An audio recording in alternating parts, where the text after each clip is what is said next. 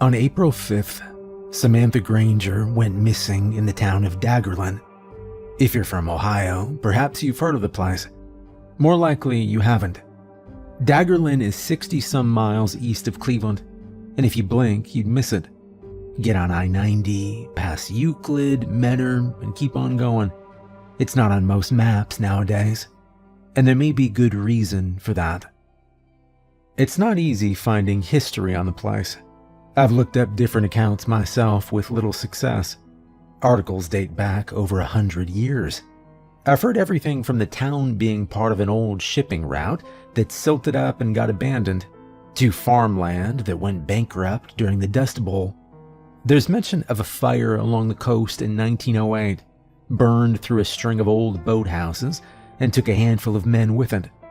After that, the paper trail thins out. It's the kind of place where every generation seems to bury the last one's secrets a little deeper, until all that's left is fog and rumor. All I know is our story starts with little Samantha Granger.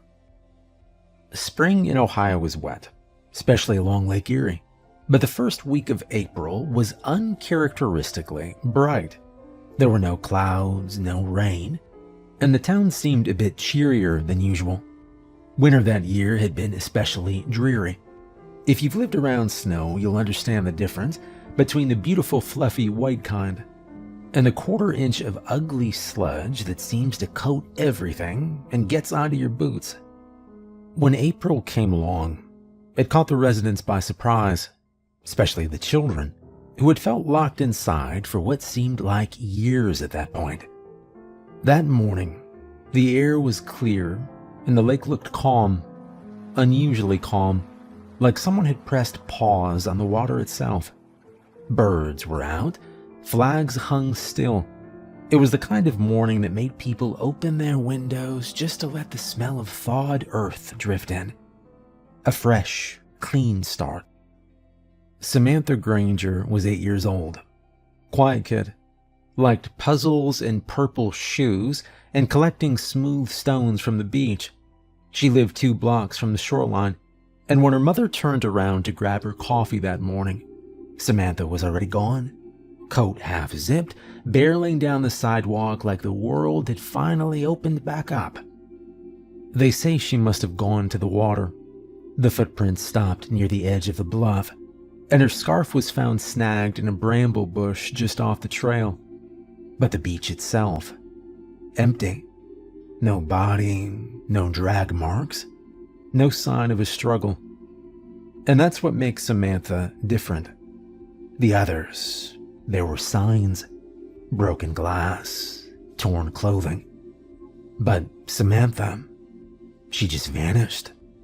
Like the lake opened its arms and swallowed her whole. "Anything?" George asked. The bathroom door creaked open.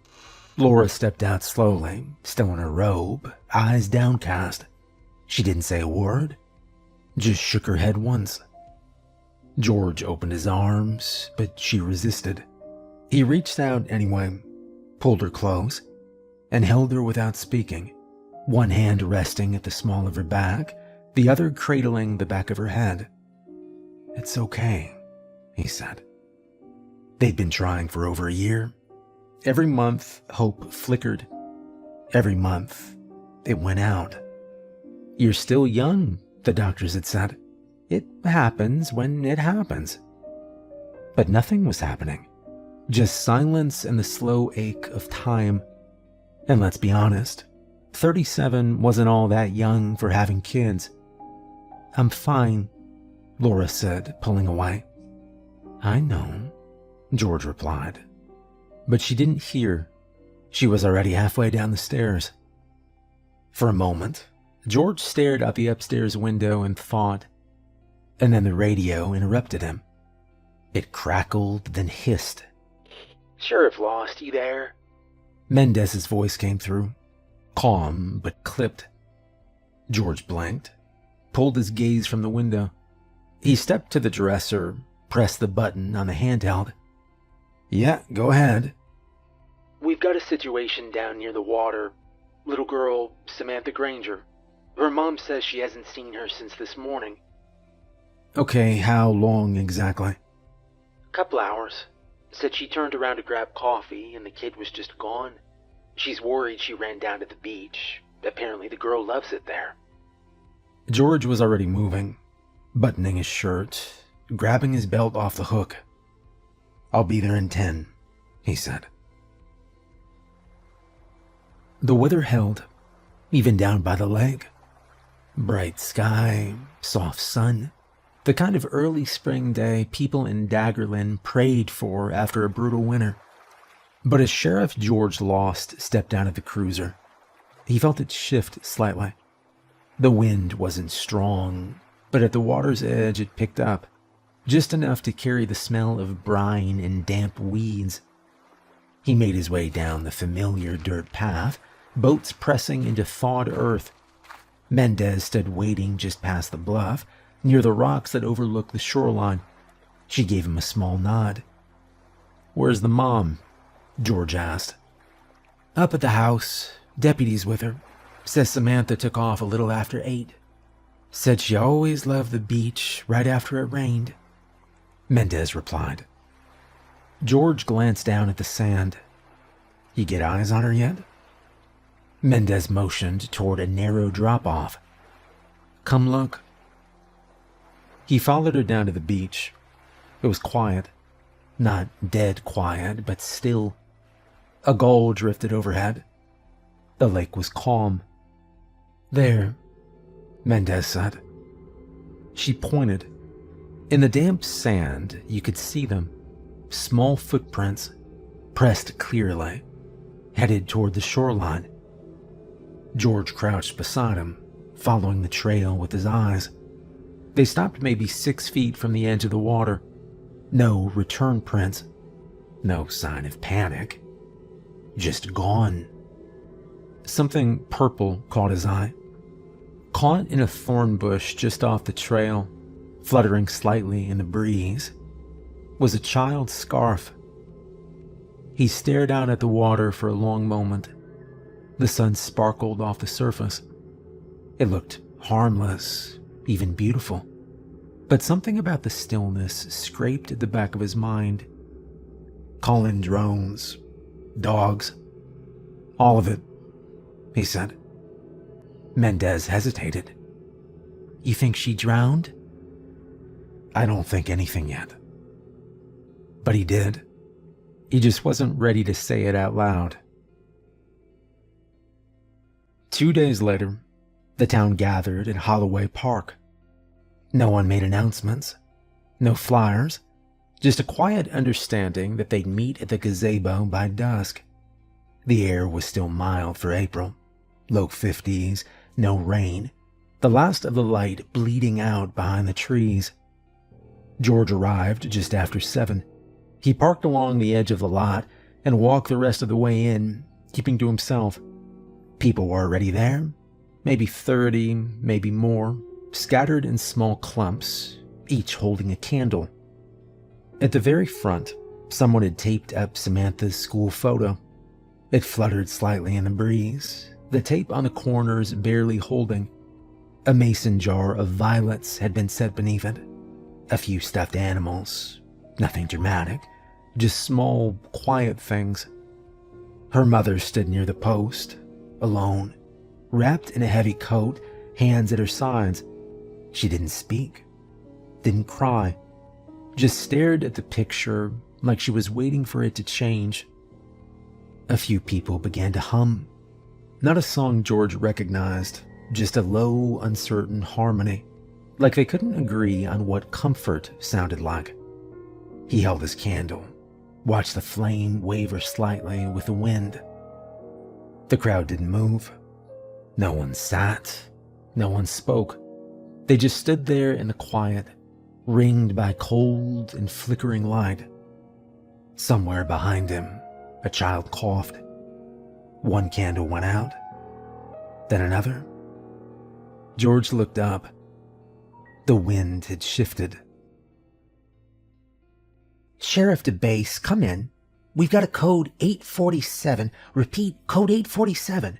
Suspect is, extremely suspicious. George Lost paused in the doorway, coffee in hand, and just watched. 9-year-old Owen Winters sat behind his desk, legs swinging, eyes squinting in serious concentration as he leaned into the radio mic like it was a matter of national security. His backpack was still on, one strap slipping down his shoulder, and Crichton, a thin black German shepherd, was curled up at his feet like a shadow with ears. He followed Owen everywhere. "You know, we don't actually have a code 847, right?" George said. Owen turned, grinning. "Then you should." George sipped his coffee. "And what exactly does it mean?" Owen looked thoughtful. "I don't know, but it's dangerous." Crichton let out a low, lazy huff, thumping his tail once against the floor. George stepped fully into the room, setting his mug down on the edge of the desk. "You break into my station again." "No, I didn't break in," Owen said. "The door was open." "I'll have to talk to my staff about that," George replied. "I left Crichton outside at first, just in case," Owen added, like that earned him points. "But, he gets sad when I get too far." Crichton stretched his front paws forward and made a noise that sounded like agreement. George pulled the chair over and sat. "Where's your dad?" "Hardware store," Owen said. "I told him I wanted to come here instead. It's really close, so he said okay." George gave a small nod. He glanced at the stack of files on the corner of his desk, but didn't reach for them. Owen leaned forward, feet still swinging. "It's kind of quiet around town." George looked at him. "Quiet how?" Owen shrugged. "I don't know, people just act kind of weird. Nobody says anything, but they're looking around a lot." George raised an eyebrow. "You always this observant?" Owen thought about it. "Observant?" Crichton huffed again, ears flicking slightly. "It means you notice things," George said. Owen grinned. I noticed lots of things, yeah." "Well, maybe I'll put you on payroll," George began. "But until then, get out of my desk." Owen smiled and slid out of the chair without a word. Crichton followed him, tail swishing low. The front door creaked open a few seconds later. "There you are," David Winters said, stepping in. I told you to stay close." Owen pointed a finger at George. "He let me in." David gave George a look. "Is that true, Sheriff?" Sheriff George Lost shrugged. David exhaled, shook his head. "You bothering him?" Owen shook his head. "Well, did you eat yet?" Another shake. "All right, go let Crichton out for a minute," David began. "And don't throw anything." Owen gave a quick nod, grabbed a leash from the wall, and led the dog outside. The door clanged shut behind them. David watched it for a beat, then turned back toward George. His voice dropped. She was in his class, Samantha." George nodded once. "He hasn't said much," David added. "Not about her, not about any of it." "He's young," George said. "Yeah," David began. "Still feels like he knows more than he lets on, though. They stood in silence for a moment. Outside, through the front window, they could see Owen walking the dog and staying close. "You think we'll find her?" David asked. George didn't answer right away, and then finally admitted, "I don't know." David leaned against the edge of the desk, arms crossed. It feels like the kind of thing we should know." George didn't respond. Outside, Owen jogged a little ahead of Crichton, holding the leash loosely. The dog didn't seem to mind, just stayed at his side, ears up, watching everything. "You ever think," David said after a minute, "that maybe we were better off not knowing what was out there? You know, like back when we were kids, you just assumed somebody else would handle it." George glanced at him. "We are the someone." "Yeah, that's the problem," David said. The station creaked faintly, one of those sounds old buildings make when they settle or remember. George stared at the window a while longer, watching Owen crouch down to tie his shoe, and Crichton knows it's something in the grass. "He doesn't ask about her," David said quietly. "Not directly. But he knows. He knows she's gone." George nodded. "I don't know how to talk to him about it, you know. You'd think after losing Claire I'd be better at this stuff, but..." David paused, cutting himself off. George waited, but nothing else came. Claire had been his friend too. They'd all been a group once. David hadn't said her name in a long time, and it was good to hear it again. She had died, but she wasn't gone. David gave a small smile, the first one since he walked in. The moment held, quiet, heavy, and just before it could fully settle, the radio crackled. "Sheriff Lost, you copy?"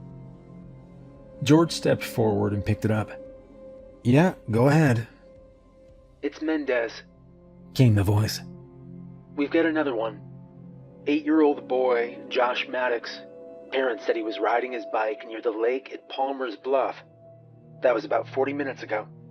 No sign of him since." George's grip tightened on the receiver. "Is there a search party yet?" "Already started. Found the bike tipped over, that's it," Mendez replied. George set the radio down. David was already on his feet. "You want company?" George looked at him. "You sure?" David gave a quick nod. "Yeah, Owen's grandpa's 2 stores over. I'll flag him on the way out. Have him take the kid home." George didn't argue, and the door shut behind them. Sheriff Lost stepped out into the late afternoon sun, the wind catching the edge of his jacket. David followed close behind, both men walking with purpose toward the cruiser. As George slid into the driver's seat, he keyed the mic on the dashboard. "Mendez, it's Sheriff Lost. We're en route now, ETA 6 minutes. "Copy that, Sheriff," Came the reply. "I've got 2 deputies canvassing the bluff, but no sign of the kid yet." David buckled his seatbelt. "Josh Maddox. That's one of Owen's classmates." George nodded. "Yeah, I remember the name from the school visits." They pulled out onto the main road, lights flashing but no siren. Daggerland wasn't big enough to need one. Everyone moved over when they saw the cruiser anyway. Palmer's Bluff was just north of the main beach, a rocky outcrop that jutted into the lake like a bent finger. It wasn't far, a 10-minute ride on a normal day, shorter if you pushed the limit. David scanned the side streets as they passed, his fingers drumming against his leg. You think it's the same thing?" he asked. George didn't answer right away. The truth was, he did. Deep down in that part of his gut that only ever spoke when something was really wrong, but saying it out loud made it too real. "We'll see when we get there," he said instead. As they turned off the main road, the trees thinned and the lake came into view, wide, flat, and still gleaming under the late sun. A few figures moved near the edge of the bluff, one of them raising a hand as they approached. George parked near the old split-rail fence and stepped out. Mendez met them halfway, hair tied back, clipboard tucked under one arm. Hey, parents said he was riding along the trail. They lost sight of him for just a minute, Mendez began. Deputies found the bike, but no sign of Josh. All right, where's the bike? George asked. Down near the path split. Come on, Mendez replied. They followed her through the brush, boots crunching softly on gravel and leaves. The trail sloped downward, veering toward a low clearing where the path forked. There, laying on its side just off the trail, was a small red bike. No scuffs, no skid marks. Just lying there like the boy had stepped off and wandered into the woods. George crouched beside it, fingers brushing the handlebars. No sign of a struggle. Well, nothing obvious, Mendez began. Just this and his backpack about 10 feet that way. George stood, squinting toward the waterline.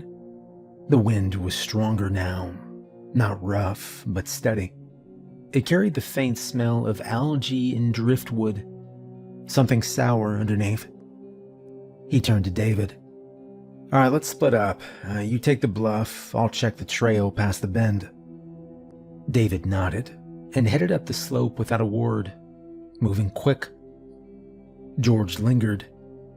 There was something off here, something quiet in the way the birds weren't singing, something about how the bike just sat there. And then he saw it. Near the edge of the clearing, a line of small footprints, half faded, pressed into the wet ground, heading toward the trees. And then nothing. Just the lake. George crouched, scanning the shoreline. The mud near the edge was dark and slick, but no obvious drag marks cut across it. He moved slowly, eyes adjusting to the glare of the late-day sun on the water. Josh, he called, keeping his voice steady. It's Sheriff Lost. You out here? Silence. George followed the line of footprints again. They stopped barely 2 feet from where the reeds began. Something about the way they ended bothered him. No stagger, no shift in weight, no turn back toward the trail. Just gone. He straightened and looked out over the lake. The water was calm, but a faint ripple moved against the wind near the edge. It was subtle, almost easy to miss, like something had disturbed the surface and then slipped under. A branch cracked somewhere in the brush to his right. George turned, hand hovering near his sidearm. Josh? A small figure stepped out. Mud streaked the boy's cheeks, and his hair stuck up in clumps. He clenched something against his chest, a worn backpack, zipper half open. Hey, George said softly. You okay? Josh didn't answer. His eyes darted past George, toward the water. Footsteps pounded down the slope. David appeared at George's shoulder, breathing hard. Relief crossed his face when he saw the boy. Josh, hey kid, your mom's looking all over for you. Josh didn't move. His lips parted slightly, and for a second George thought he might say something. But then the ripple on the lake grew. It started maybe 20 feet out, pushing toward shore. Sunlight caught on something dark just beneath the surface. The movement was smooth, deliberate, not the random slosh of a current. As it came closer, the water shallowed just enough for a shape to break through. The head came first, sleek, black, wet, followed by shoulders that rolled unnaturally as they rose. Long arms ended in claws that scraped at the sand. And the mouth, it was full of very sharp teeth, curled into something like a grin. David spoke first. What the hell is that? Josh took a step back. David moved in front of him, one hand out to nudge him farther from the water. George stayed rooted, eyes locked on the thing as it stepped from the shallows. Each claw dug into the damp ground. It didn't rush. It didn't posture. It just kept walking, slow and certain, that grin never leaving its face. Sheriff? David said. But George didn't answer. His hand was already on his holster, thumb flicking the strap free. The creature stepped closer. The wet slosh of its feet against the sand was louder than it should have been. 2 more slow steps, claws sinking into the mud. Another step. The water line was behind it now. George fired a warning shot, but the thing kept moving. Then another. A puff of mist and black water kicked up from the creature's shoulder, but it didn't even flinch. George fired again, center mass.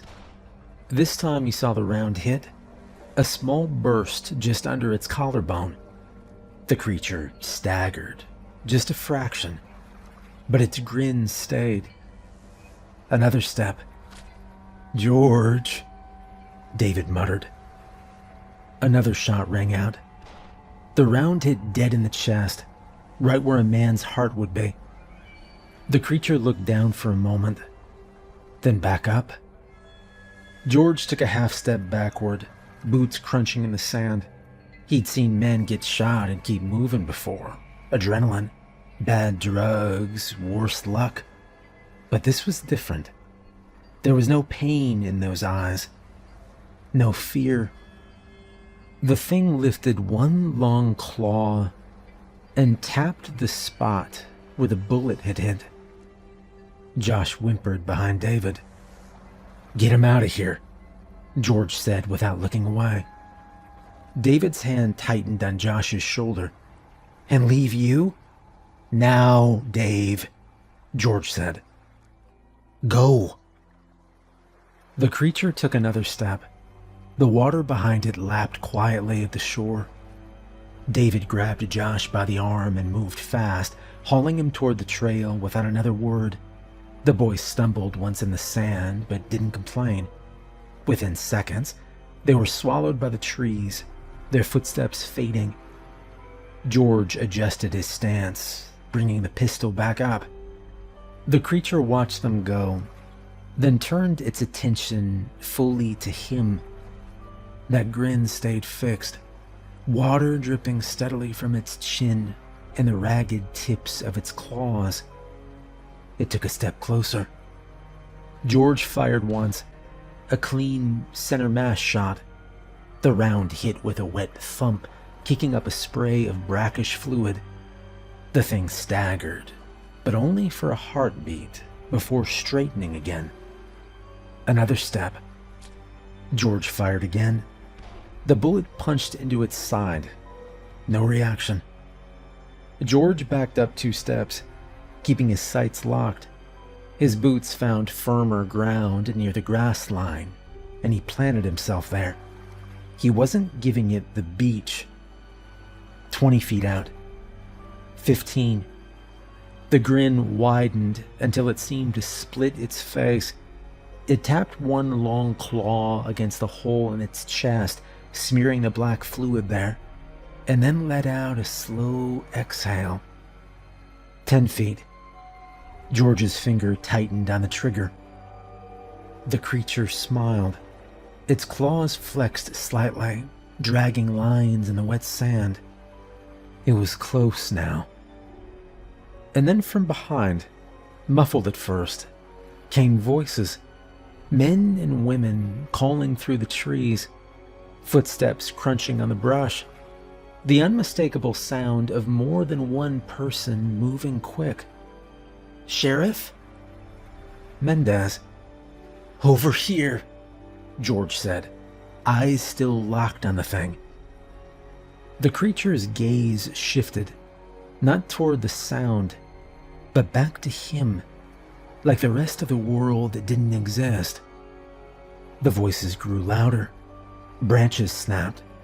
Boots hit the sand somewhere behind him. George blinked once. He angled his head to call again, and when he turned back, the shoreline was empty. No ripple on the water, no churned mud where it had stood. Just a calm lake and the faint imprint of claws in the sand, already filling with dark water that seeped in from the tide. He held his gun up a second longer, scanning the surface for any break, any shadow. But there was nothing. Mendez was the first down the slope, her boots skidding slightly in the damp sand. She stopped a few feet from him, chest rising and falling. "What happened?" she asked, eyes scanning the lake. George kept his gaze fixed on the water. "It was here." "What was?" Mendez asked. The rest of the deputies were spilling out of the beach now, their flashlights already cutting over the sand and reeds. None of them looked toward the water like they expected to see anything. "I don't see anything," Mendez said, stepping closer. "Was it the kid?" George shook his head. "No, not the kid." She followed his stare out to the lake. "Then what?" George finally looked at her, the weight in his expression making her pause. Mendez glanced back at the calm water, then to the wet claw marks near his feet. She crouched, touching the edge with her fingers. "These weren't here earlier." "No," George began. "They weren't." The wind shifted, colder now, carrying the faint smell of the lake up around them. Somewhere in the trees, someone called that they'd found David and Josh. George stared out at the water. "Let's get everyone off the beach." The meeting hall on Main Street wasn't built for crowds, but by 6 o'clock the following night, every folding chair was taken. A few people stood in the back, arms crossed, murmuring under their breath. The overhead lights gave everything a faint yellow cast, and the smell of coffee from the refreshment table hung in the air. George stood near the front, leaning on the podium like he'd rather be anywhere else. Mendez was off to his left, talking quietly with two deputies. David sat in the second row, Owen at home with his grandfather. "All right," George began. "Thanks for coming on short notice. I know folks have things to do, but this is important." A man in the back raised a hand. "Is this about Samantha?" George's jaw tightened. "Yeah, it's about her, and it's about Josh Maddox." That got the room talking again. A ripple of voices, quick and tense. George waited for it to die down. "I'm gonna be straight with you. 2 kids have gone missing near the lake in the last 3 days. One is still missing. One was found today, alive. For now, that's all I'm gonna say about the details." A woman in the third row frowned. "You mean the lake's not safe?" George scanned the room, meeting eyes where he could. "I mean this. Effective immediately, I'm asking everyone to stay away from the water. No fishing, no walking the shore, no late-night boating. Keep your kids away from the bluffs and the waterline day or night. If you see anything unusual, I don't care if it's a person, an animal, anything, you call my office right away. Do not check it out yourself." The room fell quiet, but the unease was palpable. "From tonight on, there's a curfew at 8 p.m. If you have to be out past that, you call my office and we'll send someone to help you. This is just until we've got a better handle on things." An older man in a work coat stood up. "George, we've lived here all our lives. You telling us we're not safe in our own town?" "I'm telling you to use your head, Jim. George began. "Until we know what's going on, we need to be safe." No one moved to argue. A few nodded reluctantly. "All right, that's all," George said. When the meeting broke, most people filed out quickly. Conversations kept to low murmurs. George stayed at the front, watching them go, until only a handful remained. David, Mendez, and 2 deputies. Mendez stepped closer. "You think they'll listen?" "I don't know," George replied. Mendez pulled a chair closer to the podium and sat, resting her forearms on her knees. "All right. What happened out there today? You've been dancing around it since I called you." George walked to the refreshment table, poured himself a coffee that had been sitting too long, and took a slow sip. "You wouldn't believe me." "Try me," Mendez said. David was leaning against the wall, arms crossed, his expression tight. "I saw it too." "Saw what?" Mendez asked. George finally turned toward him. "There was something in the water. It was tall. Had claws," he said. Mendez tilted her head. "An animal?" No, George began. "It was standing upright. I think it was smiling." David's eyes flicked to the floor. George fired. Hit it once right in the chest. Didn't even slow it down. Mendez's mouth worked for a second before any words came out. "And you're sure you weren't hallucinating?" "No," George said. "It was there. And it was real." Nobody spoke for a long moment. Mendez rubbed at the bridge of her nose. "So what's the plan?" "I don't know yet. But for now we keep people away from the lake," George said. "And we stay ready." David pushed off the wall.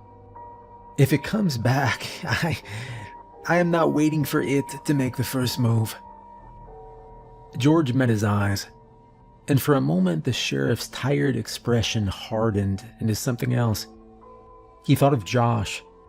He'd taken the little boy home after what happened, and he was safe.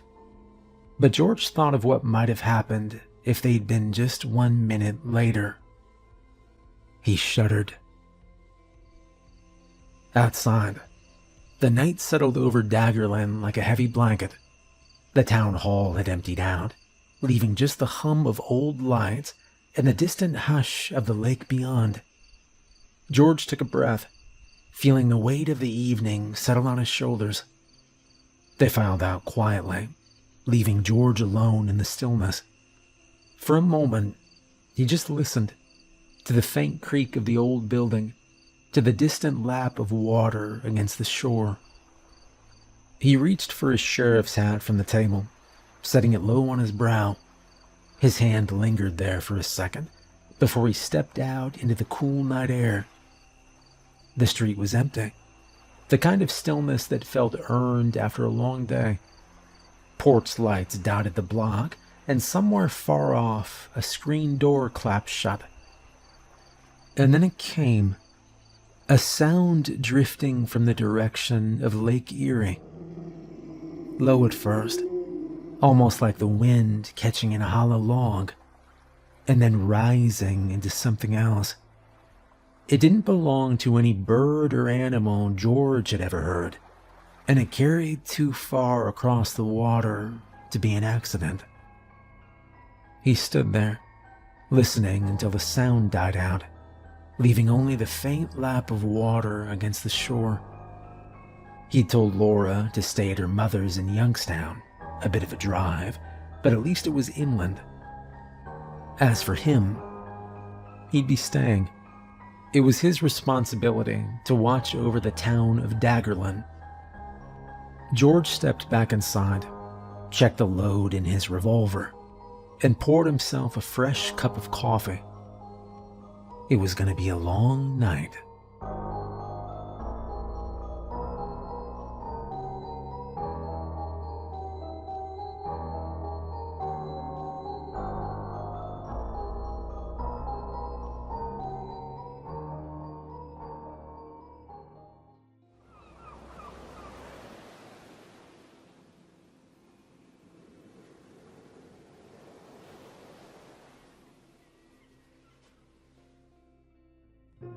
The first time I heard someone mention a 2026 bunker, I was standing in line at a coffee shop. Two men were ahead of me at the counter. Both wore black suits and sunglasses. They looked like something out of Men in Black. "We'll need the updated spec to be ready," one of them said. The other nodded. They spoke the way people do when they're talking about construction schedules or delivery windows. I took my coffee and left. Not one to fraternize with the competition. I design underground structures for a living. I don't pour concrete or operate heavy equipment. At least I don't anymore. I sit at a desk and draw things that other people build. Rooms, corridors, reinforcement layouts, mechanical systems, access points, and it's technical work, precise work. People imagine bunkers as dramatic places. Thick steel doors, warning lights, something that looks military. In reality, most of them look like basements that keep expanding. And for a long time, that's all they were. Storm shelters, safe rooms, panic rooms. People wanted a place to go during fires, tornadoes, break-ins. Somewhere solid, somewhere quiet. Then the projects started changing. Around the same time, stories about wealthy people building underground started appearing more often. The most visible example is Mark Zuckerberg. Public reporting showed that his property in Hawaii included a large private compound with an underground component connected to it. Planning documents referenced reinforced concrete, controlled access points, and independent systems. When reporters asked about it, he described it as a storm shelter. "Just being prepared," he said. And most people accepted that and moved on. In my line of work, no one did. Because the scale of that project, it wasn't subtle. It wasn't the kind of thing you add as an afterthought. But Zuckerberg wasn't the only one. Sam Altman has talked publicly about preparing for worst-case scenarios. In interviews, he's mentioned having a reinforced basement and personal contingency plans. He hasn't framed it as fear. He's framed it as planning. Jeff Bezos doesn't talk about it much at all, but reporting around his properties has described estates designed for isolation, privacy, and self-sufficiency. The language, it's always very careful. Secure, private, hardened. Nobody ever says the word bunker. And then there are the cases that don't make headlines. I've heard stories from contractors and consultants about wealthy buyers purchasing large parcels of land in remote areas. Not vacation homes, not ranches, just land. In New Zealand, there have been publicly documented cases of foreign buyers attempting to build underground structures under agricultural or storage permits. From the surface, the properties looked ordinary. Underground, the plans were extensive. In the Midwest, former government missile silos were sold decades ago. Some were converted into private underground residences. You can look it up, it's true. One widely reported example was rebuilt into a multi-level structure with thick concrete walls, internal power systems, water storage, and controlled access between floors. Public coverage focused on luxury features. The engineering documents focused on survivability. In Europe, there are underground residences built into hillsides and mountains, marketed quietly to private buyers. They're described as secure homes.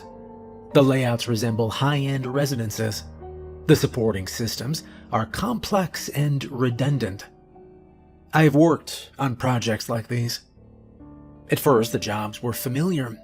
Storm shelters, Reinforced basements, rooms hidden behind false walls. Clients always had a reason ready. Fires, unrest, natural disasters, pandemics. The reasons didn't affect the drawings. Over time, the requests changed. The rooms went deeper. The walls got thicker. The budgets stopped being discussed. Clients stopped asking how long construction would take and started asking when it would be finished. By then, I was working for a specialty firm. They didn't advertise. You found them through referrals. Their portfolio was fences, gates, hardened structures, and buildings designed to keep people out. They brought me in as a consultant. Drafting and review work, nothing sensitive, they said. The first project I handled for them was labeled a secure storage unit. It had redundant power, filtered air, and a sealed internal room with no windows. The second project followed the same layout. The third did too. Different states, different climates, different clients. The similarities were noticeable. Terminology shifted as well. Clients stopped calling them shelters. They called them units. Unit A, lower unit, core unit, service unit. The firm adopted the language without comment. Dates started appearing in internal documents. Operational readiness. Post-2026 access limitations. 2026 rated systems. When I asked what that meant, I was told it was part of a new standard. Nobody explained exactly what that standard was. I kept working. In this field, you're paid to draw what's requested and make sure it meets requirements. Context isn't necessary to do the job. And then one night, a revised set of drawings came through. They were marked urgent, redlined, highlighted. The basic structure hadn't changed, but several systems had been adjusted. Routes altered, layers added, components swapped out. A single note was attached. Apply updates to all 2026 builds. Do not discuss changes unless asked. There was no signature. And after that, I started comparing projects more carefully. Different firms, similar layouts and timelines. Certain features appeared more often, others disappeared. When I asked questions, the answers were still vague or deflected. When I asked one client what he planned to store in a sealed internal room, he said it was equipment. When I asked what kind, he said it wasn't something I needed to know. I started reviewing older plans. Early projects looked simpler. Newer ones included additional systems, additional contingencies, and layers. Nothing in the documents explained why. That was consistent. But I build what I'm asked to build. And more, what I'm being asked to design looks less like a precaution and more like an expectation. The call came when I was in the back of my truck, digging for a tape measure I dropped behind a stack of rolled plans. My phone buzzed twice. Unknown number, Ohio. I answered with my shoulder pressed to the doorframe. "Yeah, hello," I said. A man's voice came through, clean and flat. Is this Daniel? "Yeah, it's Daniel," I replied. My name is Martin Hale, he began. I was given your name by a colleague. I have a private underground structure on a property south of Cleveland. I want an inspection. Systems, integrity, readiness. Are you available this week? "Yeah, well, I can be," I began. "How big we talking?" Large, Hale began. You come highly recommended. I'd like you to look at it yourself. "All right, well, you got any plans you can send over?" You'll get everything on site. Hale said. When you arrive, you'll be met, you'll be escorted, you'll have full access. He gave me an address and a time. 2 days later, 9 in the morning. And the call ended. I stood there with a tape measure in my hand, looking at the screen like it might explain what just happened. I wrote the address down anyway. And 2 days later, I left North Olmsted before 7. I took 71 south and then cut over on smaller roads the way he told me. I passed the usual warehouses, gas stations, diner signs, and then nothing but flat fields and bare trees. There was a point where my GPS showed a blue dot moving through a grid of roads with no name, just numbers. The address got me to a stretch of 2-lane highway with no shoulder. There was no sign, no gate, just a gravel entrance that looked like it belonged to a farmer. I turned in. The drive-in was long, not winding, just long. Straight gravel with a shallow ditch on either side. The property opened up around me as I went. More acres than I could see from the road. Trimmed grass, mowed lines, trees spaced on purpose. I saw the house after a minute. Modern, not huge, but expensive in a quiet way. No decorative stone, no columns, nothing that said mansion. I parked near a detached garage, and a man was waiting by the front steps. Suit jacket, white shirt, no tie, hands in front of him like he'd been standing there longer than necessary. He walked down to meet me. "Daniel," he said. "Yeah, that's me." Martin Hale shook my hand once and let go. "Thank you for coming. I appreciate you making the drive." Yeah, no problem," I said. "Well, you said this was an inspection. You want me to treat it like a commissioning walkthrough?" "Yes," Hale said. "We want confirmation that what was built matches what was specified. We want confirmation the systems perform as intended. This way." Inside, the place was quiet and cold.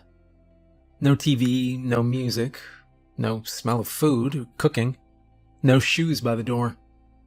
Nothing on the walls besides one landscape photo that could have been bought in a hotel lobby. Hale didn't offer coffee or water, didn't ask about my drive. He walked me down a hall and opened a door that looked like a closet. Behind it was a stairwell. The stairs were concrete, wide enough for 2 men side by side. A handrail bolted cleanly into the wall. Recessed lights every 10 feet. Everything sealed, painted, finished. No exposed edges. No rough work. Hale stepped down first. "It's a long way," he said. "Yeah, how far?" "You'll see." I followed. The stairwell didn't go straight down. It ran in long segments, turning on landings.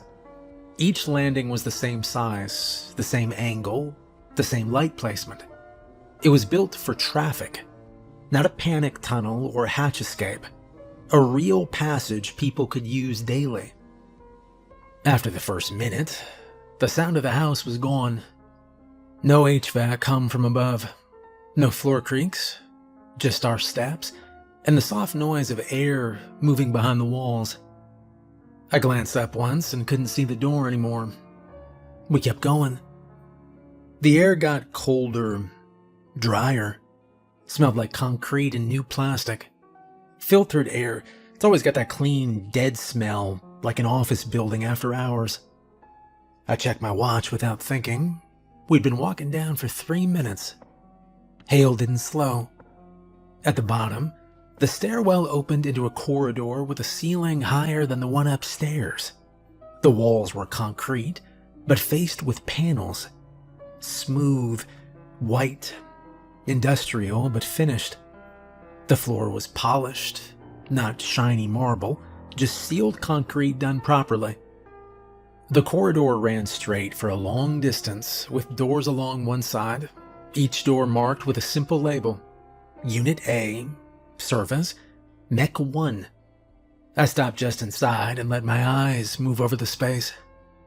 "This is bigger than I expected," I said. Hale nodded. "That's why you're here." I pulled my notebook out, Started doing what I always do. All right, power first. Where's your primary intake and transfer? Hale pointed down the corridor. This way. We walked past 2 doors and into a room that sounded alive. Fans, low vibration, a steady mechanical presence that you feel through the soles of your shoes. The room held 2 generators on mounts, both enclosed with sound dampening. Fuel lines ran cleanly. A bank of batteries sat along the far wall, tied into inverters, and a panel that looked like it belonged in a hospital. I looked at the labels. I looked at the redundancy. All right, 2 gens, I said. And this battery bank is not a backup. This is a second system. Yes, Hale said. All right, fuel storage. Hale led me to an adjacent room. Tanks. Not a couple drums. Tanks designed to sit there for years. Filtered intake? Yes. Manual start? Yes. I wrote it down. I moved to the electrical panels. Everything was labeled by zone. Nothing sloppy. No handwritten tape. The work was professional and expensive. This looks like a commercial install, I said. It was. Who did it? I asked. Oh, a firm that understands discretion. I didn't push that. Next, I checked air. Hale took me into an air handling room that was clean enough to eat off the floor. Pre-filters, HEPA, a section labeled with chemical filtration, spare filters stored in sealed packaging, a bypass system that could route around 1 unit if it went down. How many intakes? 4. Where are they? On the property. Protected. Can I see them? Not today. I wrote that down too. Water came next. Storage tanks, treatment, plumbing that was oversized, redundancy in pumps, a UV treatment unit, replacement parts in labeled bins like a maintenance shop. This is set up for a long occupancy, I said. Hale nodded again. How many people is it designed for? Enough, he replied. I didn't argue with that. I kept moving. The layout kept opening up. There were corridors that branched into living quarters, not just bunks, actual rooms. Beds, desks, storage, bathrooms that weren't cramped. A kitchen with commercial-grade equipment. A pantry room larger than my first apartment. There was a medical room with sealed cabinets, a table, oxygen and refrigeration units. There was a communications room with hardwired lines, a rack and shielding in the walls.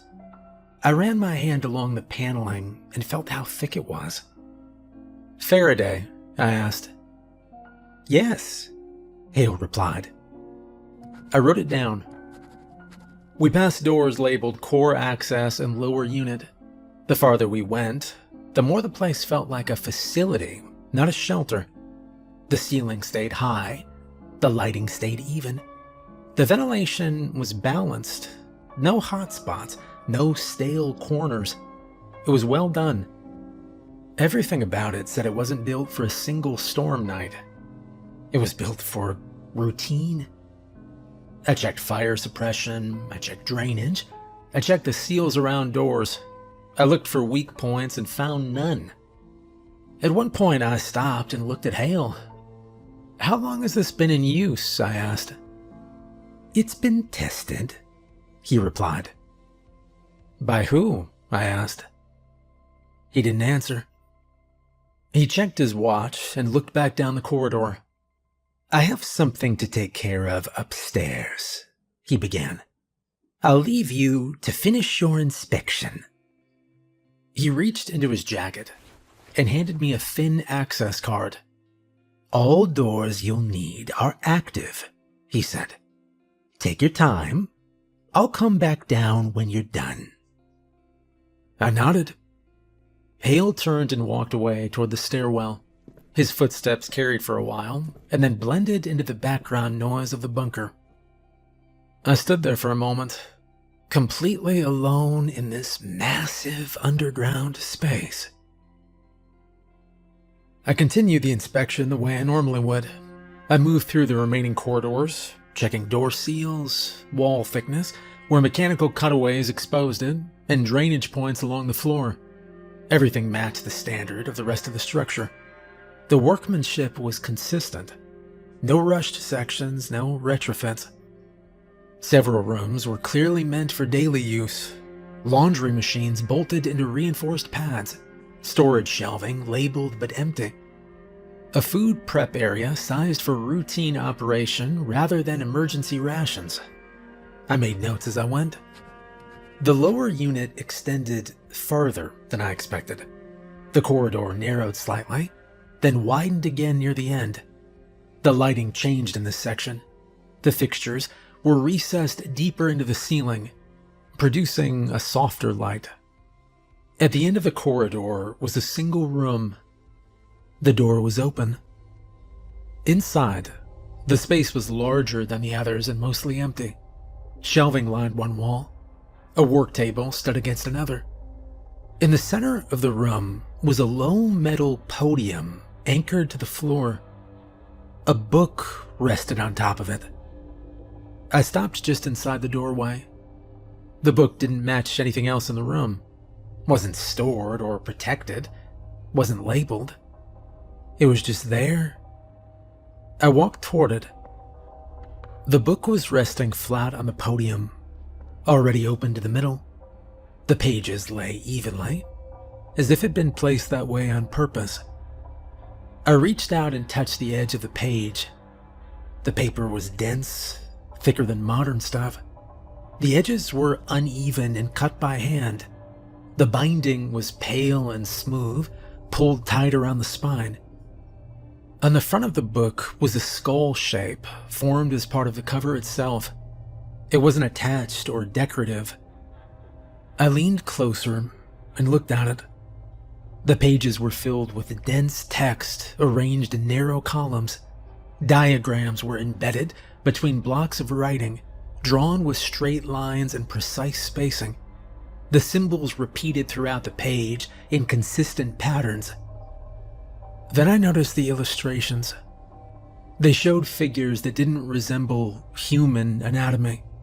Others had horned heads or distorted faces. The drawings were detailed and deliberate, not stylized or abstract. At the top of the page, there was a large number, 2026. I read it again to be sure. The number did not look like it was added later. It was part of the page layout, aligned with the text beneath it. After that, I stopped thinking about the rest of the bunker. I focused on the book. I studied the diagrams, then the figures, then the symbols repeating along the margins. The layout looked structured, like instructions meant to be followed in order. I didn't turn the page yet. I kept my hand resting on the edge of the podium, and I stayed where I was. Finally, I slid my fingers under the cover of the page and turned it. The next pages held only a short block of text.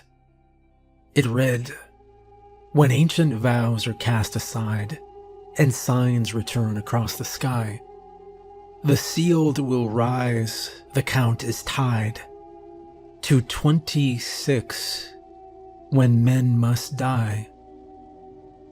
Below the text was a full-page illustration. A man knelt on bare ground, his knees pressed into the earth. His hands were planted in front of him, fingers spread, weight leaning forward. His head was tilted up. High above him, far into the sky, an angel hovered. It was turned completely away from the man. The wings were extended wide, filling most of the space above, their scale making the figure below look tiny by comparison. The man remained where he was, looking up. The angel remained turned away from him, positioned as if already moving on. with nothing in the illustration suggesting it would turn back. I didn't turn another page. 2026. Finally, I flipped the page. The next one was filled with water. Not the surface, the depth. The ocean was drawn in cross-section, cut straight down from sky to black. Light thinned quickly as the water descended. The upper layers were pale and open. Below that, the lines grew heavier, the shading denser, until the lower third of the page became solid darkness. Something occupied the center of it. The scale was established by comparison. Ships were drawn along the surface line, reduced to narrow silhouettes. One vessel was split open, its hull folding inward. Another was angled downward, stern lifted as if caught by something below. Beneath them, a massive body coiled through the water. It was enormous. Its form bent slowly across the page, thick and armored, each curve overlapping the next. Ridges ran along its length like layered plates. The head rose from the darkness beneath. It was broad and blunt, shaped like a wedge. The mouth opened vertically, split from lower jaw to crown, and inside were rows of short, dense teeth packed tightly together. A single eye was visible on the side of the head, set far back. It was round and pale, fixed forward. The body vanished into the black below, extending beyond the page. And I turned to the next. The water was gone. The next pages showed the sky. The background was left open and empty. No clouds, no stars. Suspended within it were spheres, perfectly round. Some were small, others larger. Each one was drawn cleanly, smooth-edged, evenly curved. Several were shaded a bright blue. One illustration showed the inside of an aircraft cockpit. The windshield framed a blue sphere hovering just ahead of the nose. It was close enough to fill much of the view, glowing evenly. Another showed the same sphere pacing alongside a wing, holding position without drift. More pages followed. Spheres over open water, above farmland, hovering near coastlines. Several illustrations showed a blue sphere descending straight down into the ocean. The surface remained smooth. The water closed behind it without disturbance. As I flipped through the pages, the images stayed consistent. I thought of pilots interviewed recently on the news, describing objects that matched speed, then just stopped. Footage released quietly. Reports of glowing blue orbs entering and leaving the ocean. The drawings in the book, they matched those accounts very closely. I turned the page. The next section moved underground. The pages showed cross-sections of earth and concrete, layers peeled back to reveal underground structures. Walls, ceilings, rebar, and sealed rooms were drawn in precise detail. Outside those structures were figures. They stood taller than the entrances, measured across doors and access hatches, 10 feet or more. Their bodies were made entirely of bone. Each structure was fused and rigid. Skull shapes were elongated and smooth. Eye sockets were deep. Rib cages curved inward, forming solid frames around the torso. Long arms ended in fused fingers shaped into rigid claws. Several illustrations showed the figures positioned directly against bunker walls. In one, a clawed hand pressed flat against reinforced concrete. In another, a figure leaned close to a sealed door, its skull tilted, as if trying to find a way in. One image showed multiple figures surrounding a buried structure, hovering just above the ground. Wings extended outward and upward. The wings were constructed with interlocking bone segments, it looked like, wide and stiff. Another illustration showed one of the figures gripping a human above ground, lifting it upward. The bunker below remained intact and sealed. None of the images showed the figures inside. Every drawing placed them at the perimeter, against walls and above access points, at entrances that remained closed. I turned the page. There was a massive coiled serpent. Its body was thick and muscular, each loop overlapping the next. Large, smooth scales covered its length. The head was triangular and blunt. Eyes were set forward and wide, shaded a bright red. The mouth was open. Inside, the throat widened quickly, drawn deep and smooth. One illustration showed a human figure halfway inside, legs still visible, arms pinned tight by the coils. Another showed a second figure fully swallowed, the body outlined inside the serpent as it moved downward. The final image showed the serpent alone. Its midsection was thicker. The red eyes stared outward at me. I turned the page. The next section began without illustration. A single word was written at the top, centered and plain. Survival. Beneath it was a short rhyme, set apart from the rest of the text. Keep gold close when the sky turns red. It buys you time. It buys the dead. Silver shines for blood and bone. If you strike alone. I read it once and stayed where I was. Gold to bargain, silver to kill. I thought about the price charts I'd seen lately, the ones that kept showing up whether I looked for them or not. Gold climbing steadily, silver moving harder, faster, spiking in ways it hadn't in years. The explanations were always the same: inflation, debt, central banks, market fear. Those reasons had always been enough before. A few days earlier, a video had started playing while I was working. Somebody talking about gold and silver again. He'd been saying the same thing for years, but this time he was right. He was talking about physical metal, about shortages. I remembered scrolling past it without much thought. But standing there looking at that page, I wondered how many people out there knew what was coming. I thought about the bunkers I'd worked on, the ones that went deeper every year, the ones with storage rooms left empty on purpose, shelving waiting to be filled with something specific.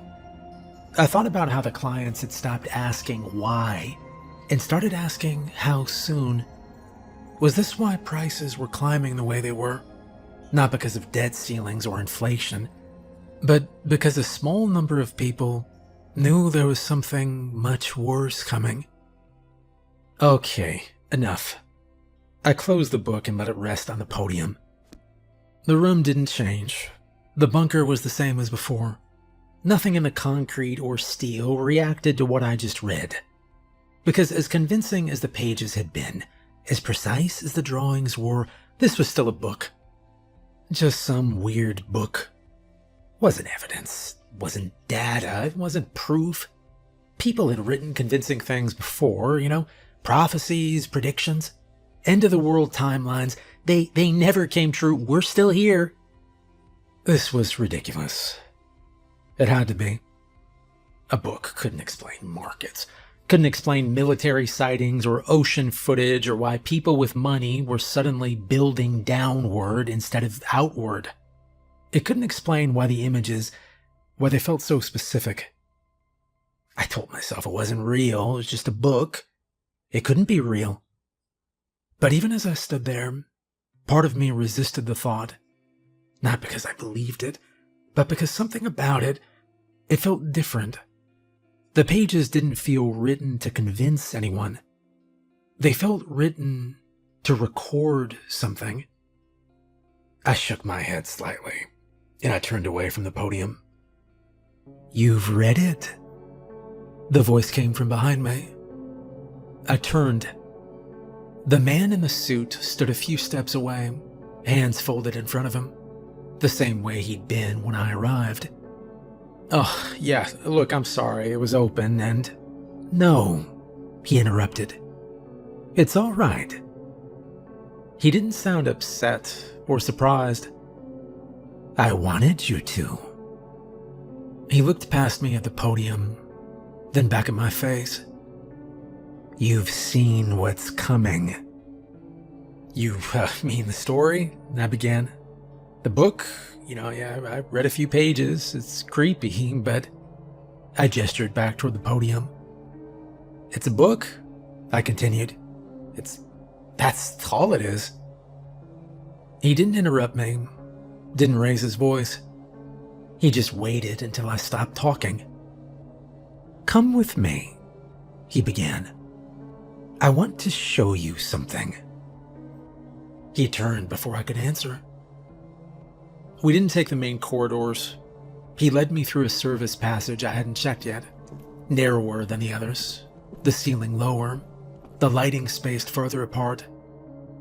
We went down another set of stairs. This level wasn't finished the same way as the rest of the bunker.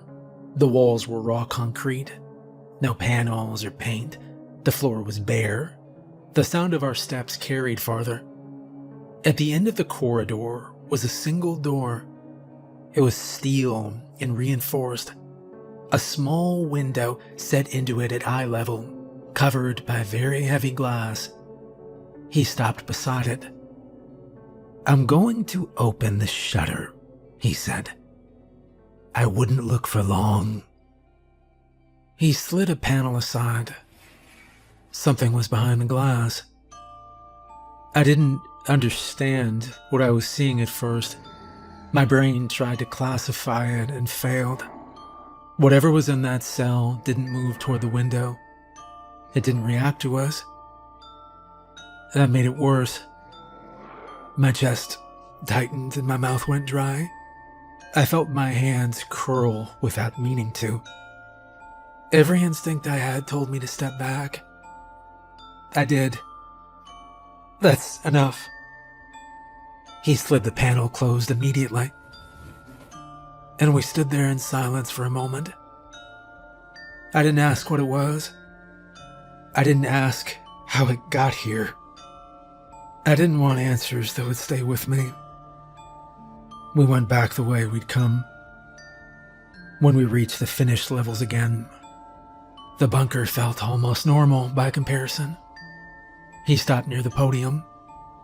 "I brought you here because I'm not good with things like these. Power, air, water, redundancy. That isn't my expertise." He reached into his jacket and removed 2 objects. Tickets. They were rigid, covered in gold foil that caught the light as he moved them. There was no writing on them, except the number 2026. He held them out in his open palm. "You and one other. Choose carefully." He let that sit.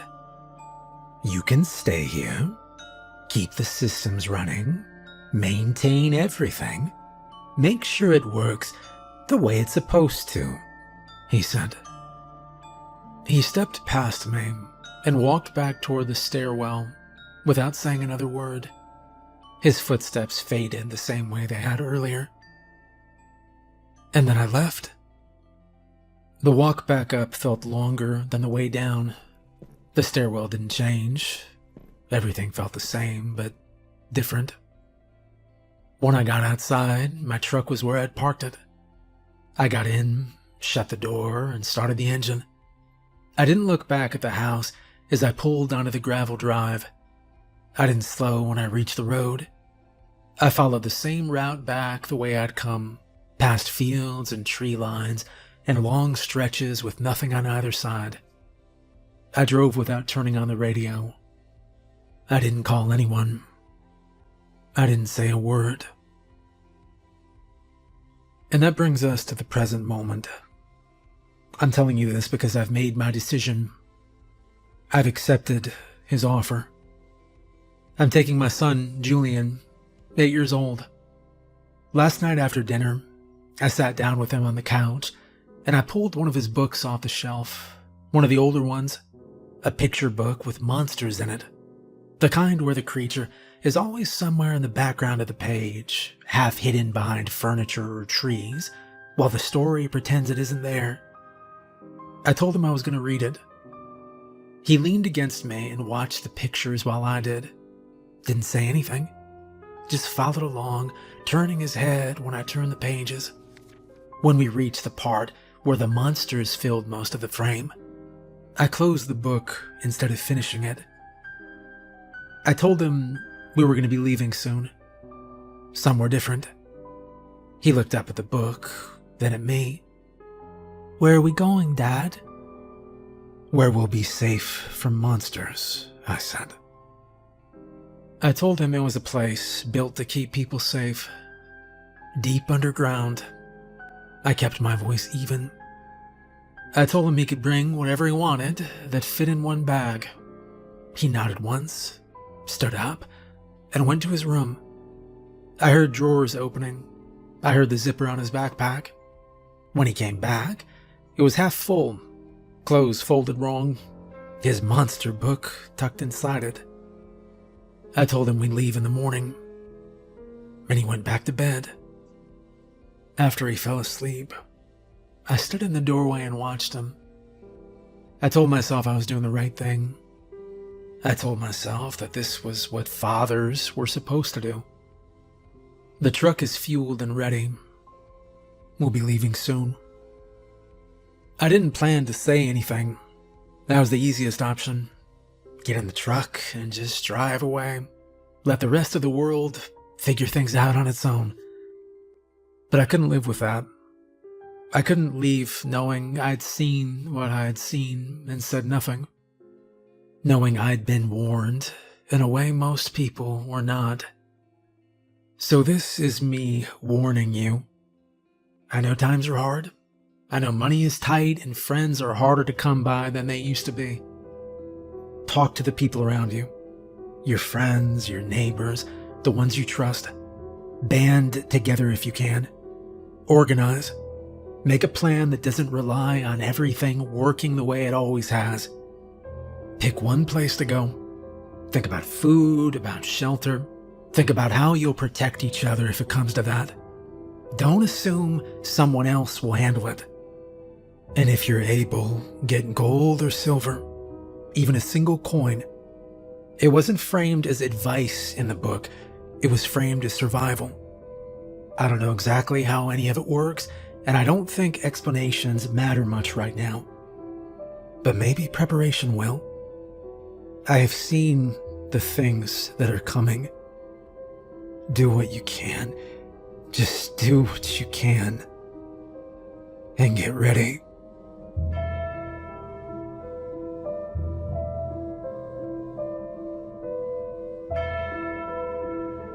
Hey, this is Steven. I just wanted to say thank you for all the support in 2025. I hope 2026 is a great year for all of us and that we're not eaten by demons. Good night.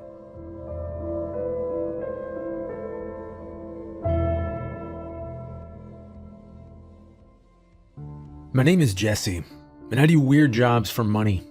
That is the cleanest way I know how to put it. The internet would tell you it's called urban exploration or haunted tourism, though it's a lot more than that. People hire me when they don't want to call the cops or can't call anyone else. When a landlord needs someone to spend a night in a haunted Tokyo apartment to prove it's been spiritually cleansed. Yeah, that's me. When a backyard grave starts sinking a little too fast after a quiet funeral, and the family needs someone to sit out there overnight just in case the soul gets restless. That's me too. I get these jobs from message boards, private DMs, Craigslist sometimes.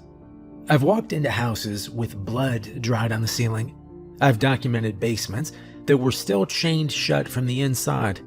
I've stayed in motels where the clerk gave me 2 keys just in case the one they left behind doesn't work. People say you can't live off this kind of work. And they're right, in the normal sense. I don't have a mortgage. I don't have a car newer than a decade ago. But I've got food, gas, a place to park, and a roof over my head when I need one. It's an unstable but exciting life. Forced minimalism, one would say. Now my specialty is locations. Places no one wants to go, but can't leave alone. Murder houses. Abandoned gas stations. When a guy saw lights in the sky back in '84 and never came home. Tunnels with no blueprints. Barns with padlocks on the inside. And lakes that were never on the map to begin with. The kind of spots where, if you say the right name in a diner 5 towns over, someone will drop their fork and say, "No one goes there anymore." That's where I go. I have a small blog that is weirdly active. I post under the name fieldmanual_07 on Reddit. If you've seen it, you already know what I do. If you haven't, don't bother unless you're ready to lose a few nights of sleep. My audience is small but loyal. They're the kind of people who read every police report and still ask what didn't get filed. They send me tips too. Sometimes the really good jobs start in my inbox with just a screenshot and the words, "You'll like this one." I didn't get into this line of work to upload YouTube videos. Good thing too, since I barely know how a camera works. I have the small blog and that's about it. I've just always loved strange, unexplainable things. Been that way since I was a kid. Always drawn to the things other people tiptoe around. If a teacher said, "Don't open that door," I'd have it halfway open before they finished the sentence. I used to think I'd grow out of it. Turns out you grow into it. Which, surprise, surprise, my parents did not like one bit. And my biggest supporter is my dog. Man's best friend and certainly mine. His name is Barney. Barney's been with me for most of my life. I got him when I was a kid, back when my entire world was school, Saturday morning TV, and whatever stray thought drifted through my head. He was a small rescue puppy then, all oversized paws and sharp little teeth, and I named him after the first show I saw on Nickelodeon that afternoon. My parents said I could have done much worse. I guess they just felt relieved I didn't name the dog SpongeBob. That actually would have been a good name. They grew fast. Some kind of shepherd mix, according to the vet, with the sort of build that makes people think twice before stepping too close.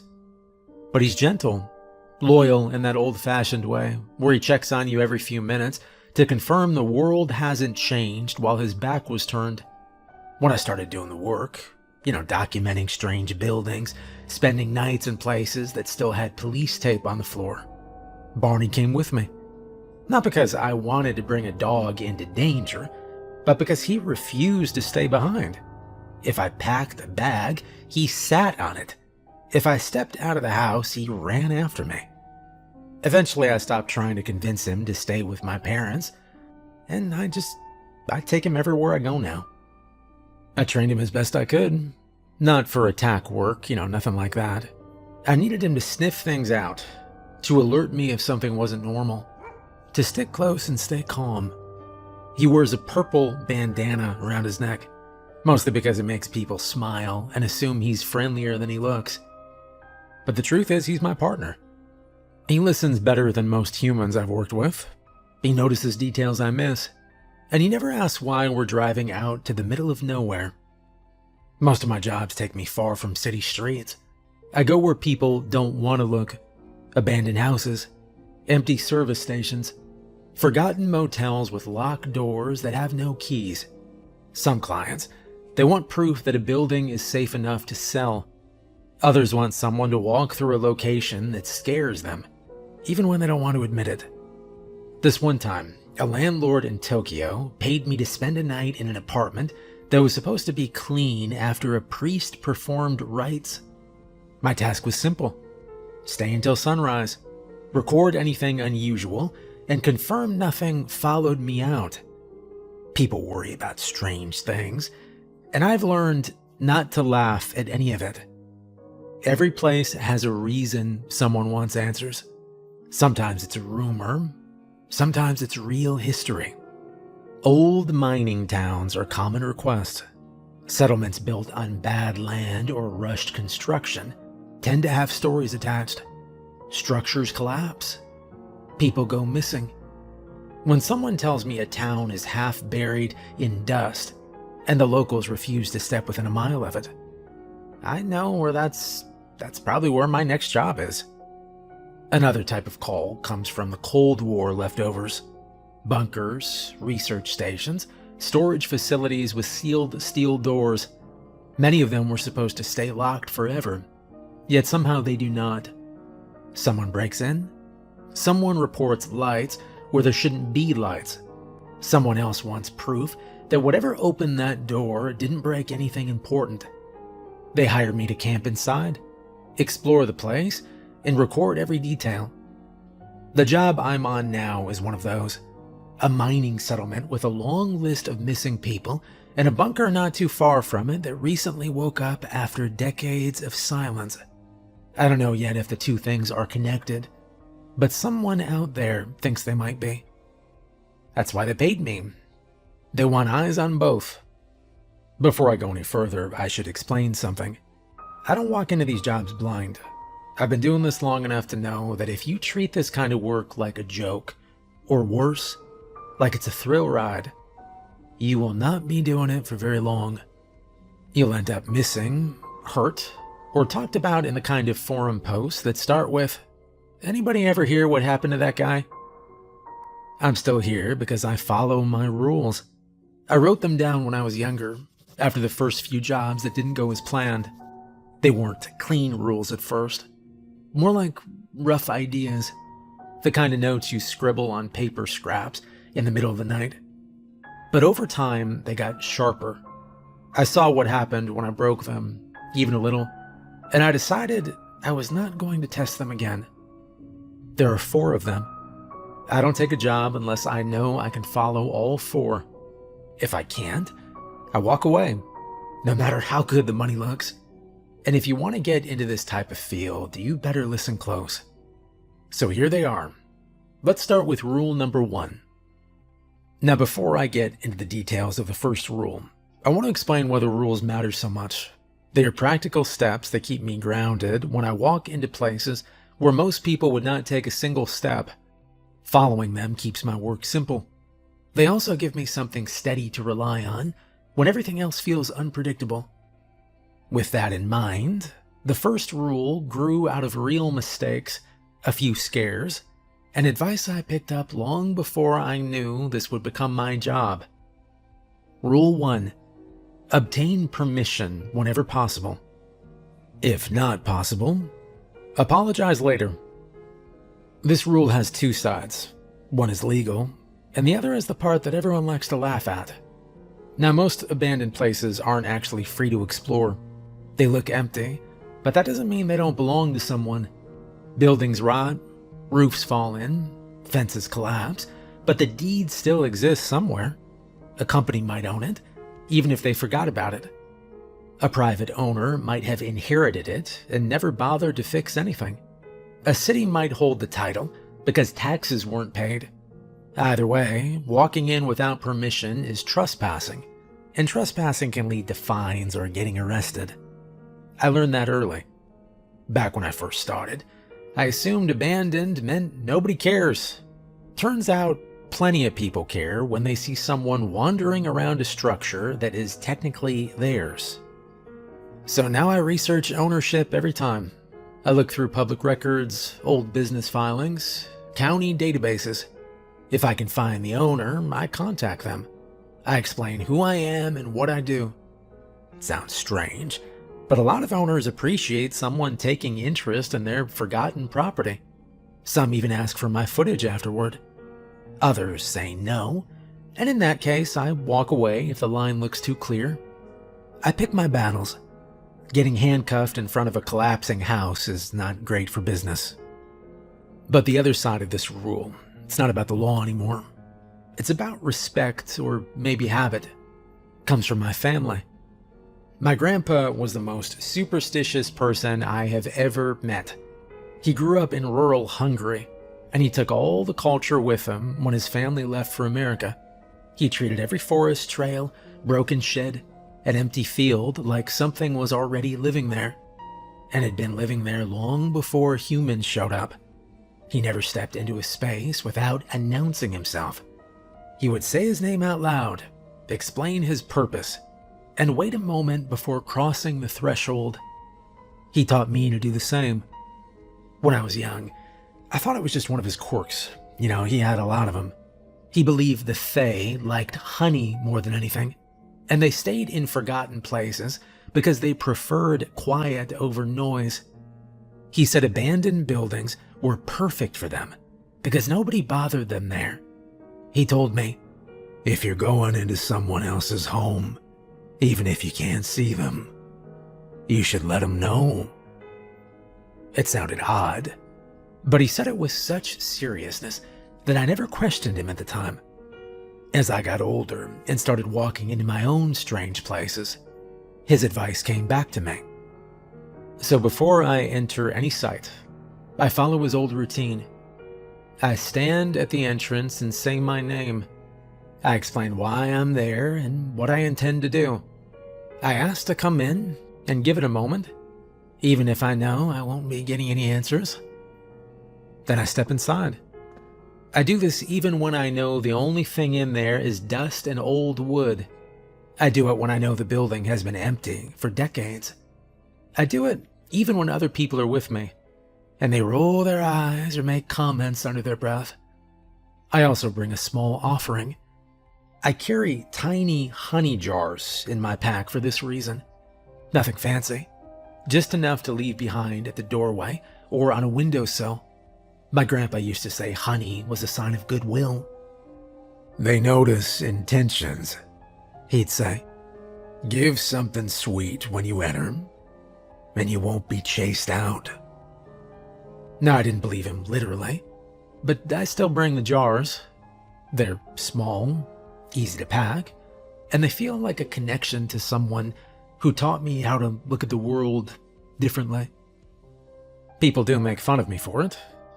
Other urban explorers, documentary teams, amateur, thrill seekers, they all react the same way. They think it's cute or strange or unnecessary. They laugh when I talk to an empty space, and they laugh harder when I leave a honey jar behind like I'm feeding invisible wildlife.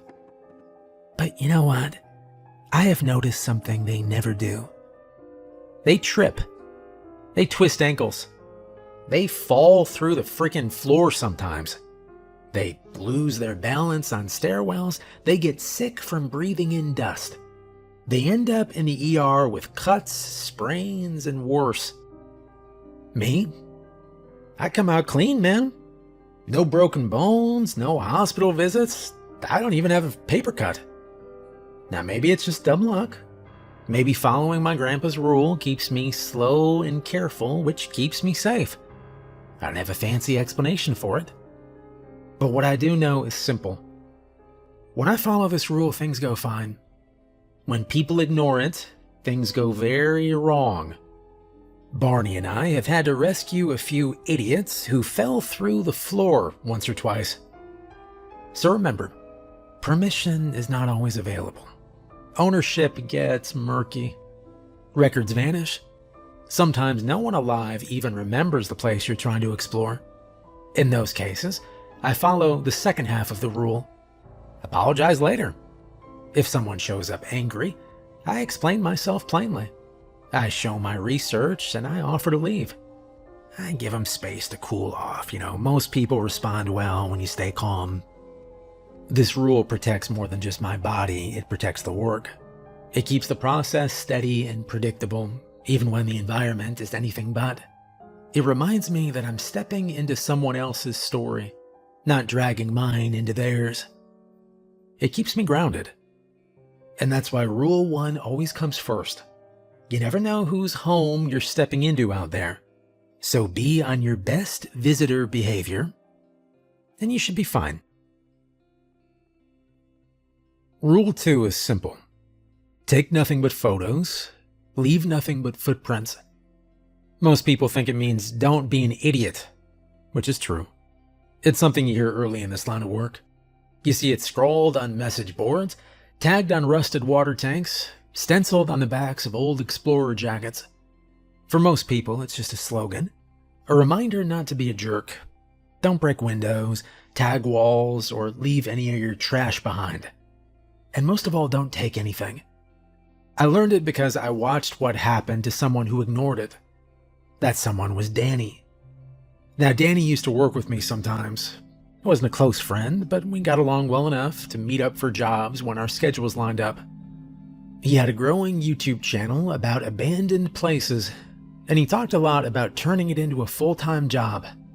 He had energy and ideas, and he moved quickly through every place we entered. I liked him, even if I didn't share his pace. Barney liked him too. My dog is usually cautious with strangers, but he warmed up to Danny right away. On shoots, Barney would trail after him, sniffing whatever Danny pointed out, tail wagging whenever Danny stopped long enough to give him a pat. It made our work lighter to have someone my dog trusted. We met in an abandoned hospital one afternoon.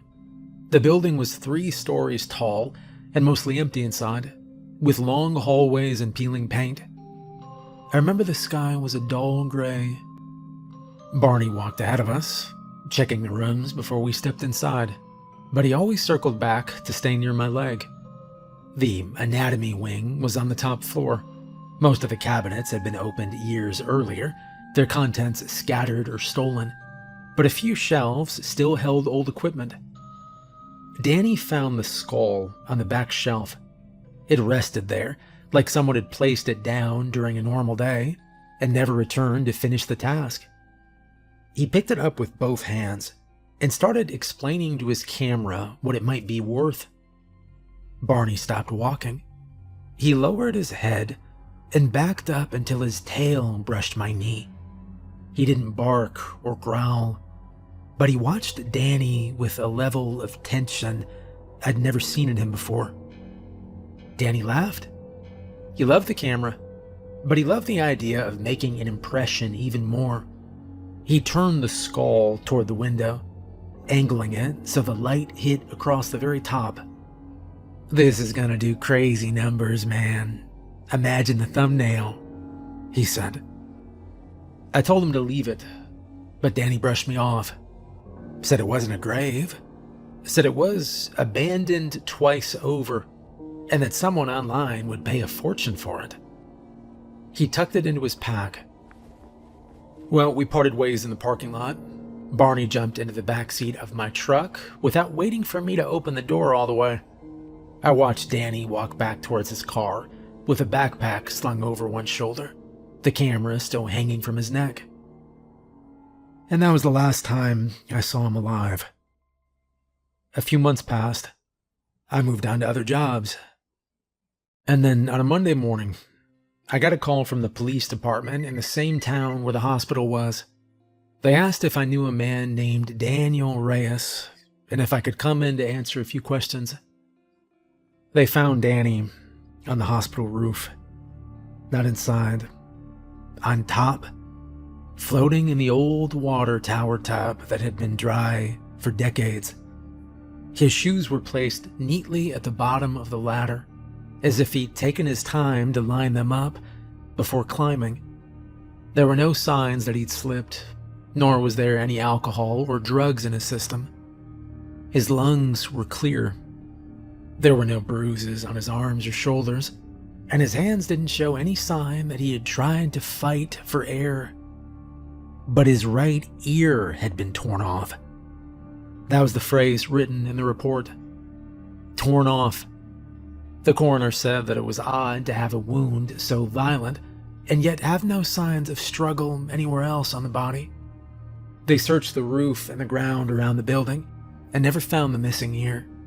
The detective told me they were classifying it as an international drowning caused by psychological distress, They found a note in his jacket pocket that they believed explained everything. The note was short. The handwriting was shaky and tilted, the way it looks when a hand can't stop shaking. Danny wrote that something had been following him for weeks. He said it had 3 eyes, 3 arms, and 3 feet. He said it stood behind him when he slept and waited for him to notice. He wrote that it didn't speak, but he could feel it breathing against him, and that it knew him now. Those were his last words. The detective called it psychosis brought on by an erratic lifestyle. The lawyers called it an unfortunate accident. Everyone agreed it was tragic, and that was the end of the file. I didn't argue. There was nothing I could have said that would have changed how they filed the paperwork. I just nodded, signed my statement, and left. Barney was quiet for a long time after that. When we went on jobs, he stayed close, and he checked every doorway before letting me through. He paused more often than before, especially in places that felt old or wrong. I started trusting his judgment more than my own. Dogs don't explain things, but they don't lie either. Whatever happened to Danny had left a mark on both of us, even if neither of us had been there to see it. And now I don't touch anything I don't need to. I don't have souvenirs, even small ones. I don't move objects for better camera angles. I don't pocket keys or photos or papers to look at later. When Barney hesitates, we turn around. If he refuses to step forward, we leave. People online talk about Danny's death sometimes. They call it strange. They argue about the details. Some say the story doesn't make sense, that the missing ear was an exaggeration or a lie. Others say the note was a forgery. It had become one of those unexplainable mysteries. And to this day, it's unsolved. Rule 3 is never go in alone. People hear that and think it's about teamwork or safety or being prepared for accidents. And they're right in part. Abandoned places aren't kind. Floors rot from the inside out. Ceilings give without warning. And one wrong step can turn a good day into a rescue call that never comes. But that's not why the rule exists. Not entirely. It's about having someone or something to keep you aware. Someone who can look where you can't, listen when you are distracted, or tell you when you've stayed too long. In my case, that someone is Barney. We've been doing this together since before I started taking jobs for money. He's trained to pick up things I miss. Movement, sense, changes in temperature, anything unusual. He gives me confidence in places that would otherwise feel too still. And when I talk to him, it keeps me grounded. It's easy to forget how strange a place can sound when you're alone, but talking out loud makes it manageable. Most explorers don't have that. They prefer going solo. Some do it for the challenge. Others do it because it feels braver that way, like proof of authenticity for their followers online. It's good content. A single flashlight beam moving through a dark hallway gets better clicks than 2 people joking about camera angles. I see their posts sometimes. Footage of half-collapsed schools, burned houses, factories, asylums. They walk in with headlamps and GoPros strapped to their chest, narrating as if their audience is right behind them. It looks cinematic until you realize that one wrong board could give way under their weight. Then it stops looking brave and it looks stupid. When I first started, I thought those people were reckless. Now I just think they're young. I remember being that kind of young too, thinking the rules were flexible, that caution was optional, that the bad things only happen to other people. But you learn or you don't.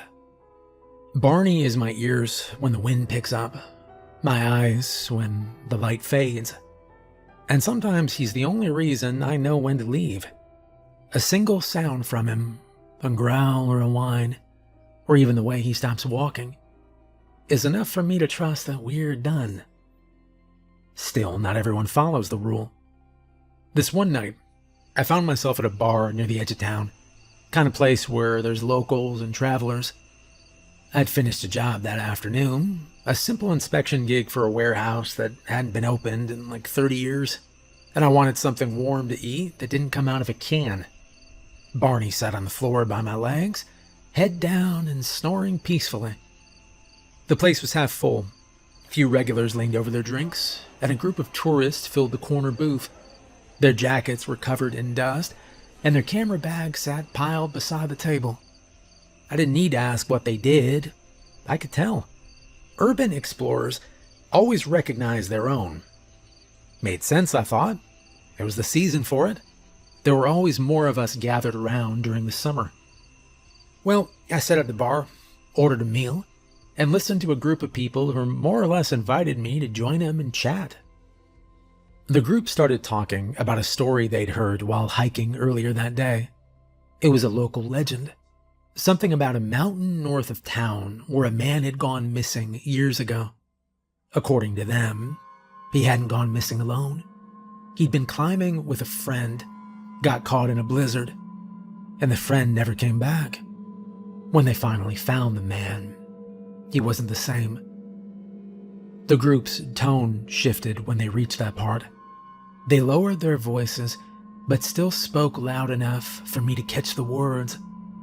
They said the man had eaten his companion to survive.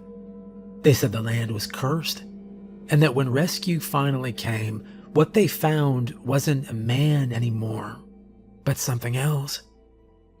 One of them said it had 3 eyes, 3 arms, and 3 feet. My fork paused halfway to my mouth. The explorers laughed it off after a while. They said people still saw it near the woods sometimes, that it watched hikers from the ridge line or followed anyone who whistled after dark. They called it a local myth, one of those stories every small town has to keep kids from wandering too far. They joked that they might go looking for it tomorrow for exclusive footage. The bartender rolled his eyes, and he told them that kind of talk was bad luck. He said the locals don't go near that mountain, not even during the day. When they noticed me, one of them asked if I believed in the story. I told them no, but asked them where they'd heard about it. The tallest one said it came from a ranger they'd met at a gas station. I finished my meal, paid my tab, and stepped outside. Barney stood up when he saw me, wagging his tail. The night air felt still, and across the street, the woods formed a dark shape against the edge of town. As we walked back to the motel, I kept thinking about that legend, the man who had eaten his friend, the blizzard, and the curse. I had heard similar stories before, but not with details that matched Danny's description so precisely. 3 arms, 3 eyes, 3 feet. Barney brushed against my leg, and I looked down at him. He glanced up at me once, then kept walking, nose to the ground. He didn't seem bothered. "Yeah, don't worry, boy, we're not doing anything stupid," I said as I scratched him. I told myself it was just another story. Every place has one. Every explorer hears dozens. But still, when we reached the room, I double-checked the locks and made sure my gear was packed. Barney settled by the door like he always does. I sat on the bed and wrote down everything I'd heard. The details, the names, the description. I didn't know what to call it yet, coincidence or warning, but it didn't matter. I'd learned that ignoring patterns in this line of work led to trouble. Months passed before I heard of the same monster again. That brings me to rule 4. Always do a recon. Yeah, this one sounds boring, I know. It's not dramatic like the other rules. But honestly, this is the one that saved me the most. I tell people all the time, don't get excited until you've seen it in person. Unless I'm sure that something is going to be a slam dunk, which is rare, I plan a recon trip. It's like scouting a campsite before spending the night there. You don't just show up in the dark and hope for the best. I try to do this as early as possible, because there's nothing worse than spending hours researching a cool abandoned site, hyping it up to your friends, driving 90 miles out of state, and then realize you're staring at an empty dirt lot. That exact thing happened to me once. I'd been planning for weeks to visit an old brick factory just outside Columbus. I had maps, drone shots, photos from a forum. I even convinced a friend to tag along. We get there, and all that's left is a parking lot. A brand new one. Turns out the whole place had been torn down just a month earlier. That trip cost me gas, lunch, and a good mood. But it also taught me something important. You can't trust the internet. Photos go out of date fast. 1 year can mean the difference between a haunting, half-collapsed structure, and a clean stretch of pavement. So I started scouting every site in person before making a plan. Sometimes that means driving out early in the morning and walking the perimeter. Sometimes it means talking to a neighbor or someone at a nearby business, anything to make sure it's still there. But recon isn't just about checking if something's there. It's about making sure it's safe enough to enter. A lot of newcomers don't get that.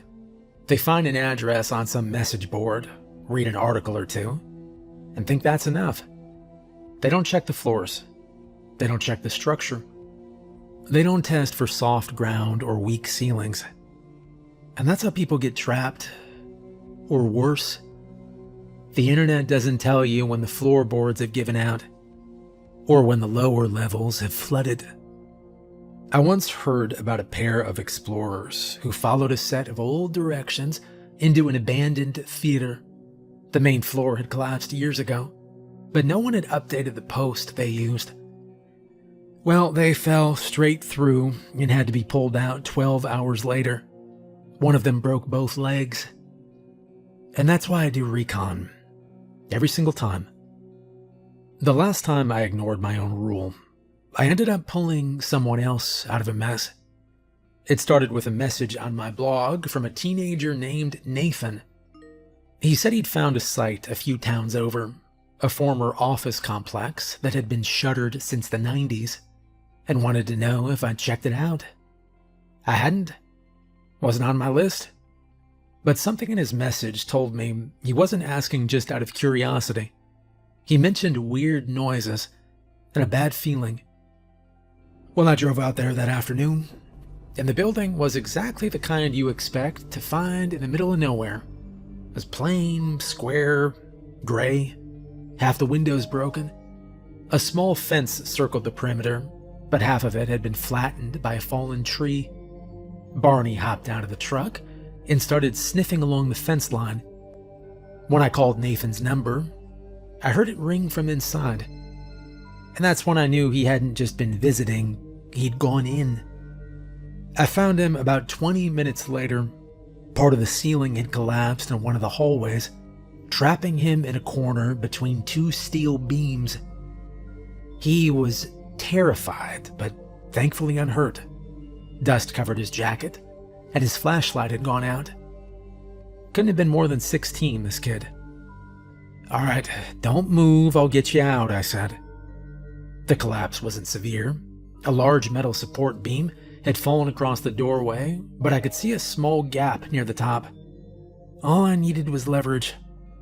I went back outside to grab my crowbar, and when I returned, Barney was lying near the entrance, ears twitching. He wasn't barking, but he was watching something deeper in the hall. I didn't see anything at first. The building was silent except for the sound of Nathan. And then I heard a scrape. A slow dragging. I crouched down beside Nathan and I put a finger to my lips. He nodded. And through the gap in the debris, I saw movement. At first, I thought it was another explorer. The shape was wrong, though. Its back was hunched in a way that looked painful. It stepped into the light spilling from the window, and I saw it clearly. 3 eyes, all set in a line across the face. 3 arms, long and bent in strange directions. 3 legs that didn't quite move right. And the worst part was that it had 2 heads, conjoined at the shoulders, splitting apart at the torso, like something that had once been one and had decided to separate halfway through. It was dragging a deer carcass by one arm. The body was half-eaten, ribs exposed. It left a dark trail behind as it walked. Nathan's eyes widened, but I slapped my hand over his mouth before he could breathe a single sound. Barney stayed silent. The creature stopped near the end of the hallway, tilted one of its heads, and sniffed the air. And then it kept moving until it disappeared around the corner. I waited another full minute before I spoke. Okay, we stay quiet, and we're leaving. I wedged the crowbar under the fallen beam and pushed very carefully. It took both hands and most of my weight, but the metal shifted just enough for Nathan to crawl through. And we got out of there as fast as we could. I drove the kid home to his parents myself. I didn't report what I saw, at least not yet.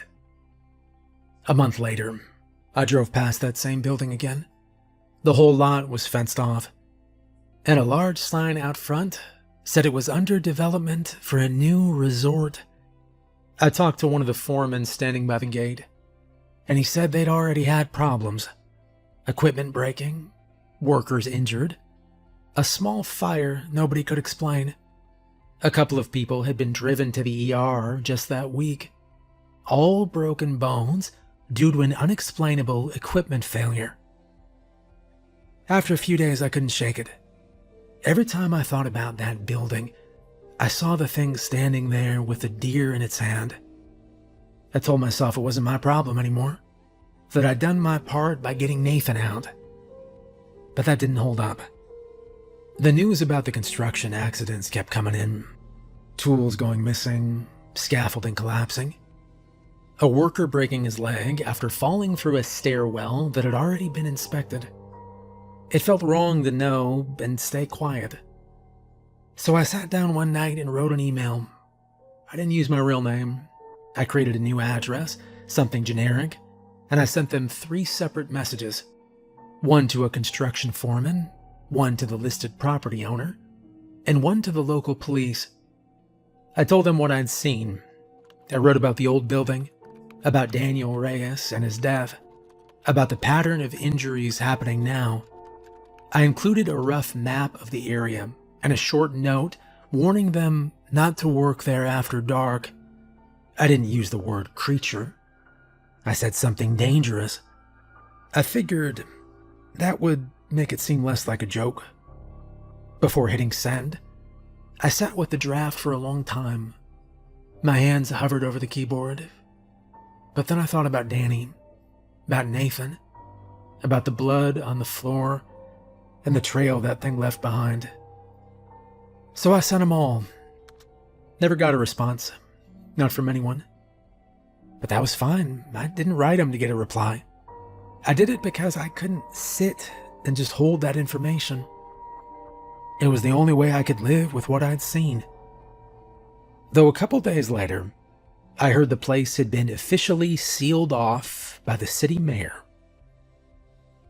Well, it's been a few months since the thing at the construction site. Barney and I keep moving.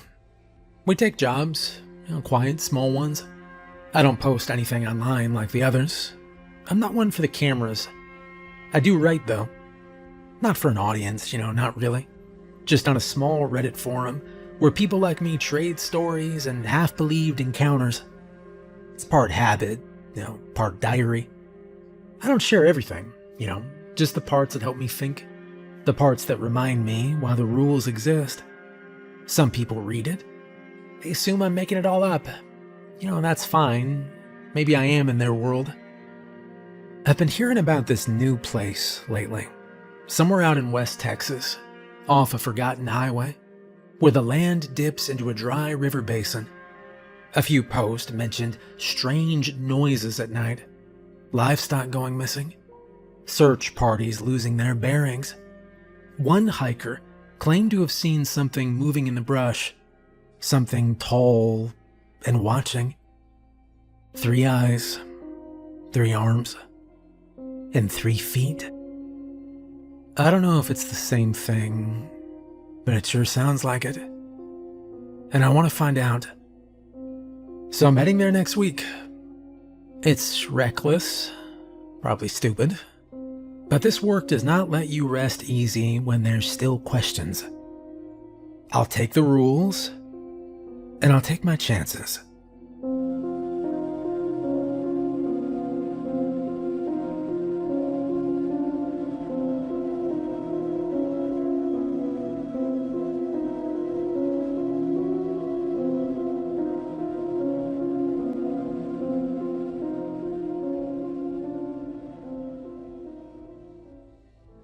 My name is Michael, and I guess you could say I collect jobs the way some people collect postcards.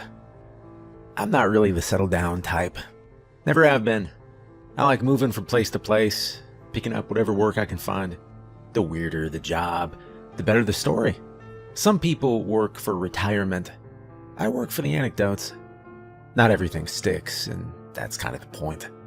You do something strange for a few weeks, see a side of the world you've never seen before, then pack up and move on. That's the good stuff. I've painted murals in an abandoned roller rink, helped a guy organize a collection of antique prosthetic limbs, even spent 2 months in Arizona walking dogs that were trained to detect termites. I didn't ask how that worked. Half the fun is not knowing. People think I must have flunked out of something, or that I'm running from something I'm not. I just like saying yes when something unexpected shows up. A normal job doesn't give you much to remember. A weird one, that's the kind of thing you bring back with you. I don't carry much.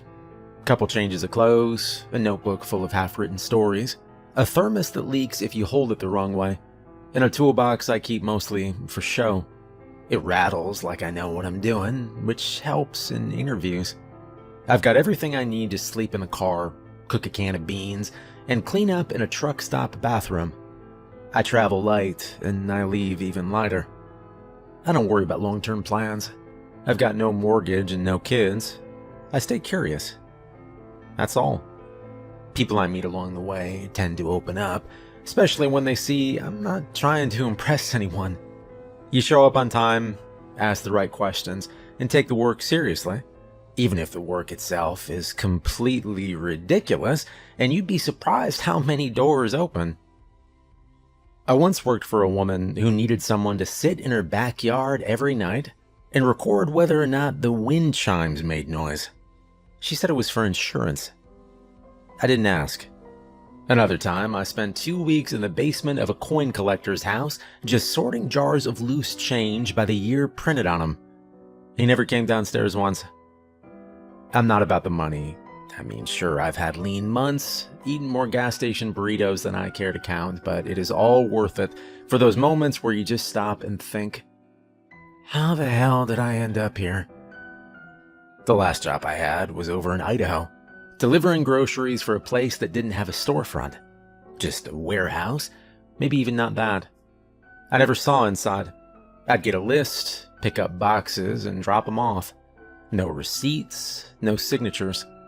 A few times, I knocked and someone opened the door just wide enough to take the box. Didn't say a word. Kind of thrilling, honestly. That gig dried up like they always do.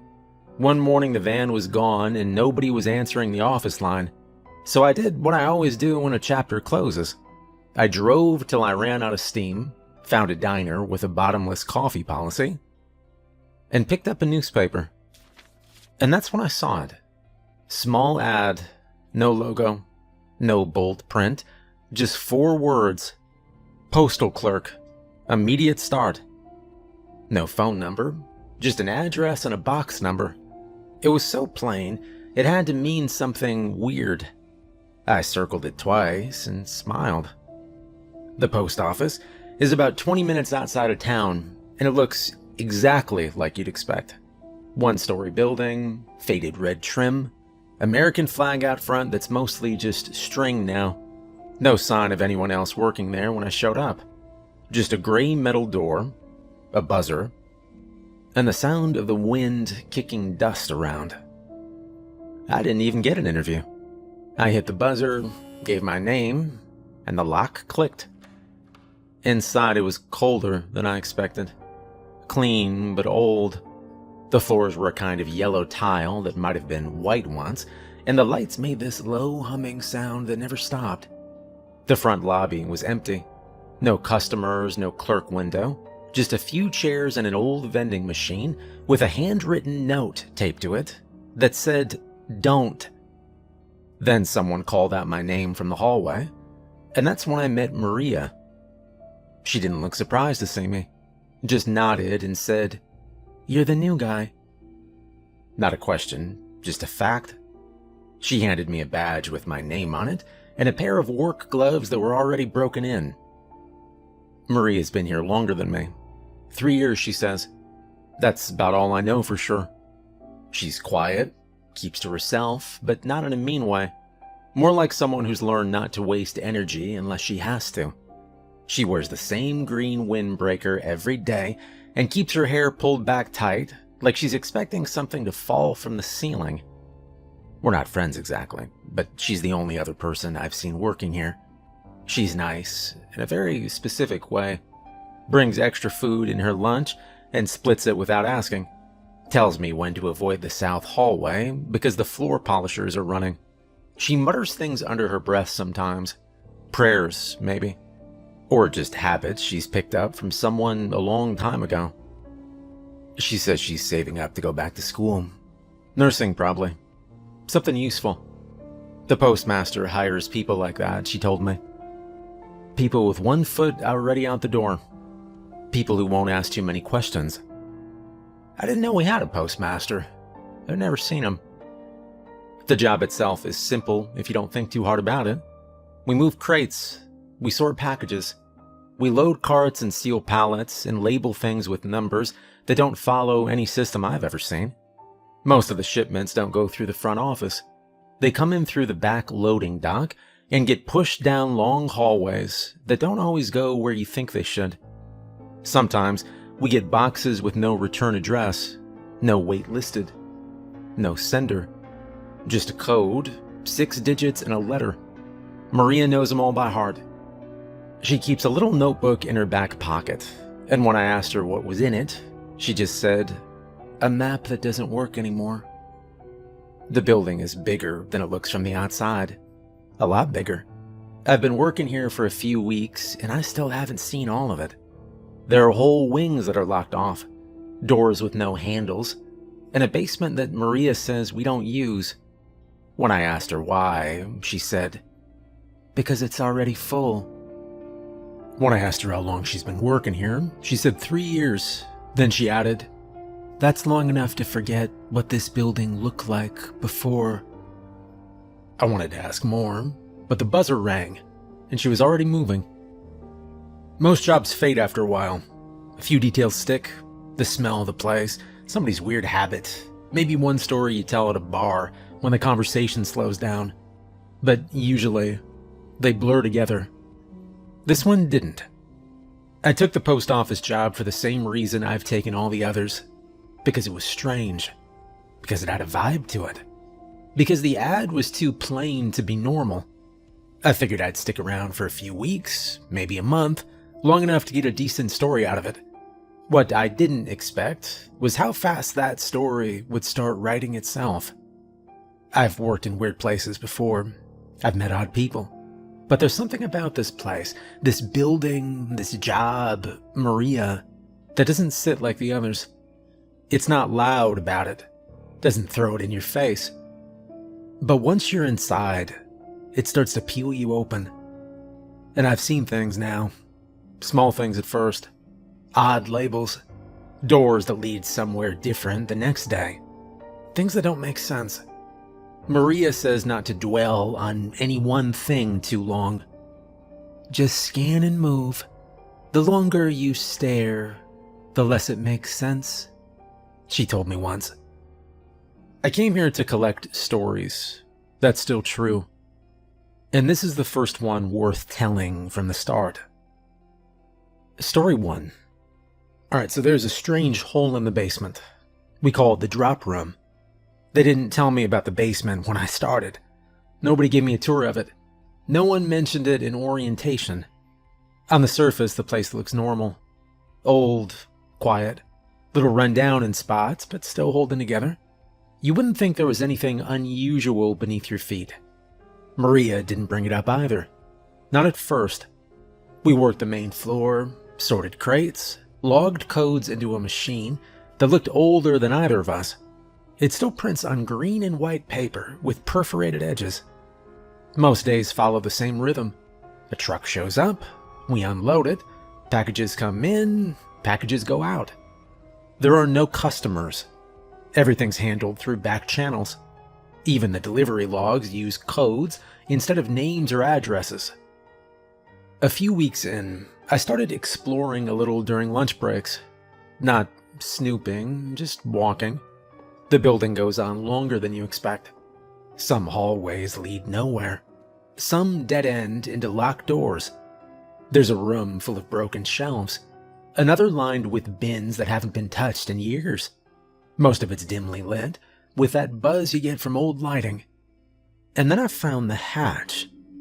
It was under the main floor, tucked behind a stack of unused mail carts. A big metal door set into the ground, thick and square, with faded yellow paint around the edges and stenciled letters across the top. Drop room access. Authorized staff only. Didn't look like a chute or a dumbwaiter. It looked like something from a ship. All steel and bolts and official looking. I leaned down to check for a handle. There was one. Heavy and cold. And as I reached for it, Maria's voice came sharp behind me. "Don't." I stood up fast and turned.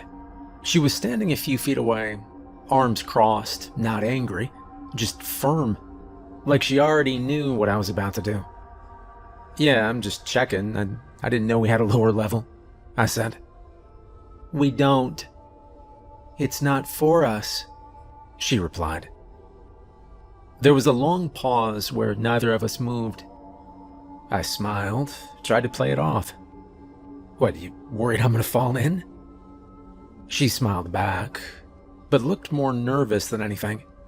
She just said, "Not unless you're told," and walked away. After that, I left the hatch alone for a while. I asked around later, just to see what I could learn. We don't have a lot of staff.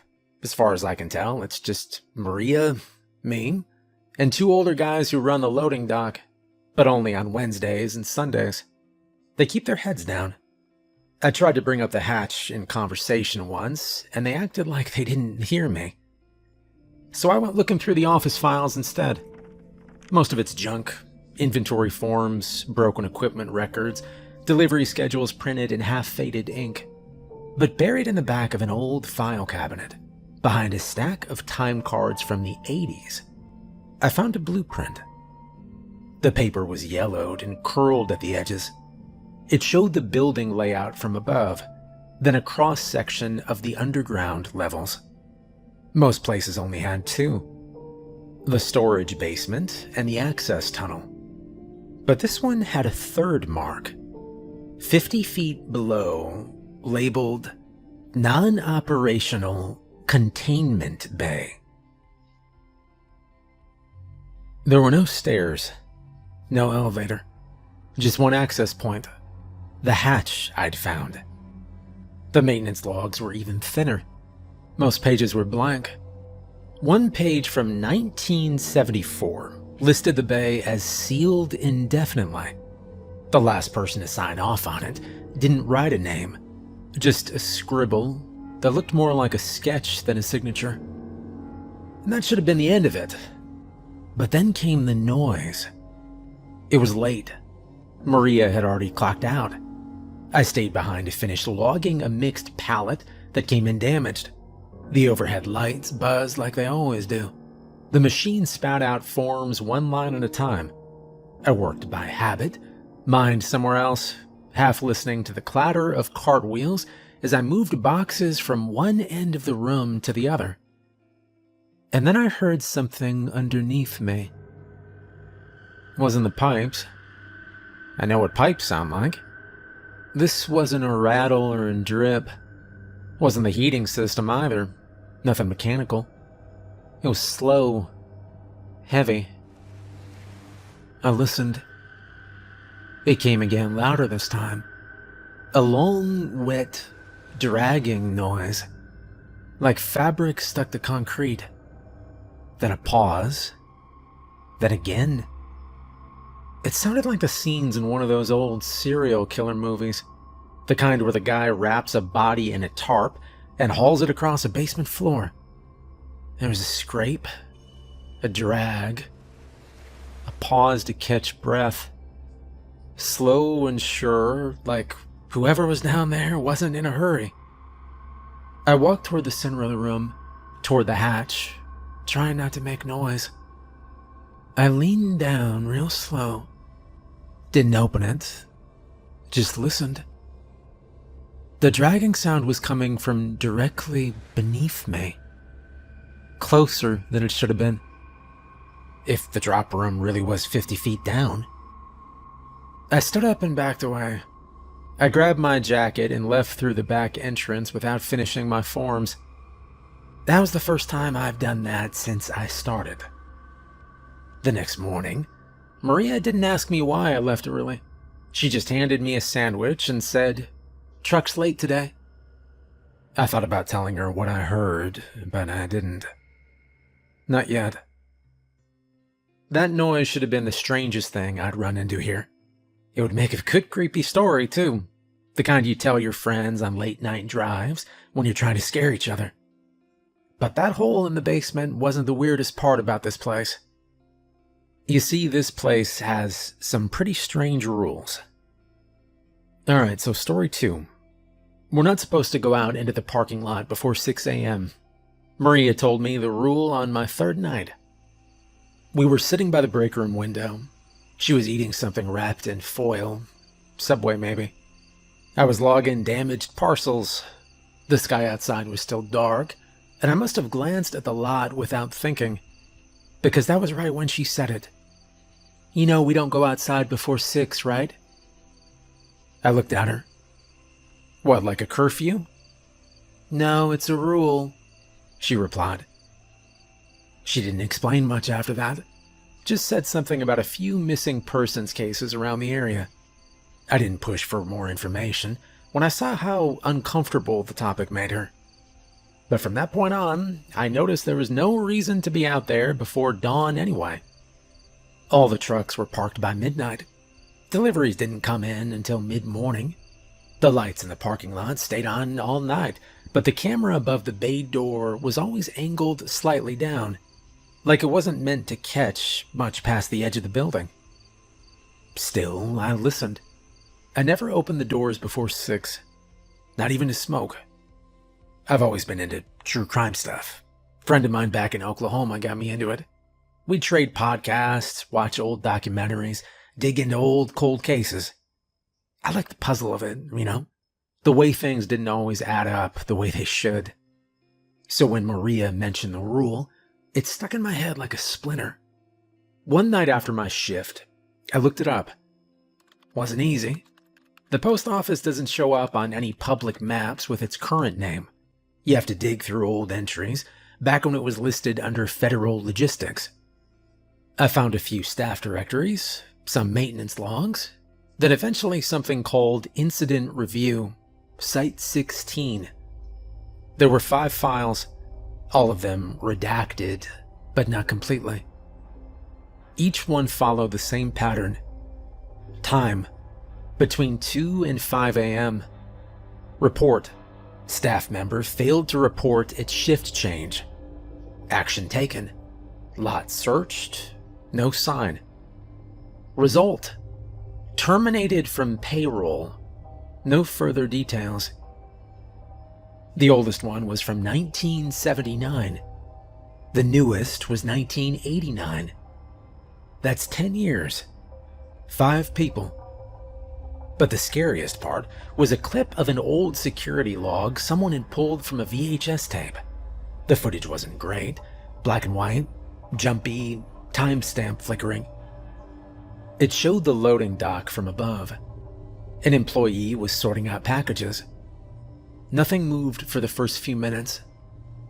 And then something passed between the trucks. It was a figure, tall enough that its head brushed the side mirrors of the mail trucks as it passed. And then the screen glitched. When it came back, every truck in the lot had its headlights on. All the doors were open, engines running, nobody behind the wheel. The lot looked like a stage, lit from every angle. And then the camera caught something standing directly in front of it. Not moving, just standing there, smiling. You couldn't see the whole face, just the lower half, the nose, the mouth, and a wide grin. First, I thought the footage was frozen. It stayed like that for over 3 minutes. Exactly 3 minutes and 21 seconds. Not a flicker of motion. And then I noticed the thing's chest rising and falling. It wasn't a still frame. They were standing there the whole time, smiling into the lens. And then the screen glitched again. Hard. When it came back, the lot was empty. Trucks off, lights off, camera reset. No sign of him. And no sign of the employee assigned to that shift. Maintenance records said the engines had no fuel. Completely drained. Keys still in the ignition. The missing employee, a man named Richard Keller, was never found. And that's when HR added the rule, nobody outside before 6 a.m. I asked Maria about it the next day, just to see how much she'd tell me. I didn't bring up the footage. I just said, "Why 6? She didn't answer right away. And then she said, "Because whatever walks through here at night doesn't like daylight." She said the old workers called it Mr. Widemouth. And after that, I couldn't let it go. I started treating it like a case file. The first victim officially linked to the series was a guy named Joseph Dunn. Worked nights at a trucking depot about 12 miles from here. 46 years old. Divorced, 2 kids, no criminal record. His car was found idling at the edge of the depot lot around 4:15 a.m. Door wide open, headlights on. No signs of struggle. No witnesses. The security cameras were disabled sometime between 3:40 and 3:55, and that was 1991. Joseph's body turned up 6 days later in Flat Rock Lake. Fully clothed. No water in the lungs, which meant he was already dead when he went in. The coroner's report noted severe internal blood loss, but no major wounds. Just 2 puncture marks on the back of each hand. The press didn't know what to do with it. Some called it a botched robbery, others suggested drugs. But the more you looked, the harder that theory was to believe. And then came the next one. Carla Brinker, 27, part-time clerk at a 24-hour diner off Route 3, last seen on her smoke break around 2:30 a.m. Same thing, car still running, purse untouched, no signs of struggle. Her body was found 2 weeks later, same leg, same marks, same blood loss. Then another, and another. In total, there were 7 confirmed cases, all night workers, all vanishing between 2 and 5 a.m., all found within the same 5-mile radius of the lake. The FBI opened an investigation after the fourth body, and for a while it made the local papers. The Flat Rock Killer, some called him. Others used the term Mr. Widemouth, borrowed from facility slang after someone leaked a copy of that old incident report. But just as quickly as it started, the coverage faded. No suspect, no clear motive, no witnesses. I found one interview with a retired sheriff's deputy, name redacted, who'd worked one of the early scenes. He described something that didn't make it in the official report. He said, "Yeah, I remember looking in the car. The seat was damp. Not with water. Not blood either. Just this strange, cold residue. Like someone left a freezer door open. The creepiest part was the paper. Just 3 letters, folded real neat. Same in every pocket. Same ink. RJW. I ran that combination through every database I could think of. Nothing. No missing persons with those initials. No employees at the depot. No known aliases. I even checked gravestones in the local cemeteries. Each victim had one final detail. A small scrap of paper folded into their pants or jacket pocket. On every one was written the same 3 letters. RJW. No one ever figured out what it meant. A name, maybe. A message. A mark. The handwriting matched in all of them. Same ink, same fold. Like someone took their time. No prints. No smears. Just those letters. Always clean. Always placed with care. I searched everything I could. Court records, police logs, graveyard listings, even local historical registries. Nothing ever matched. People have their theories, sure, but they don't hold. And like most stories with no ending, this one got filed away, shelved, left to gather dust. Still, the rule held.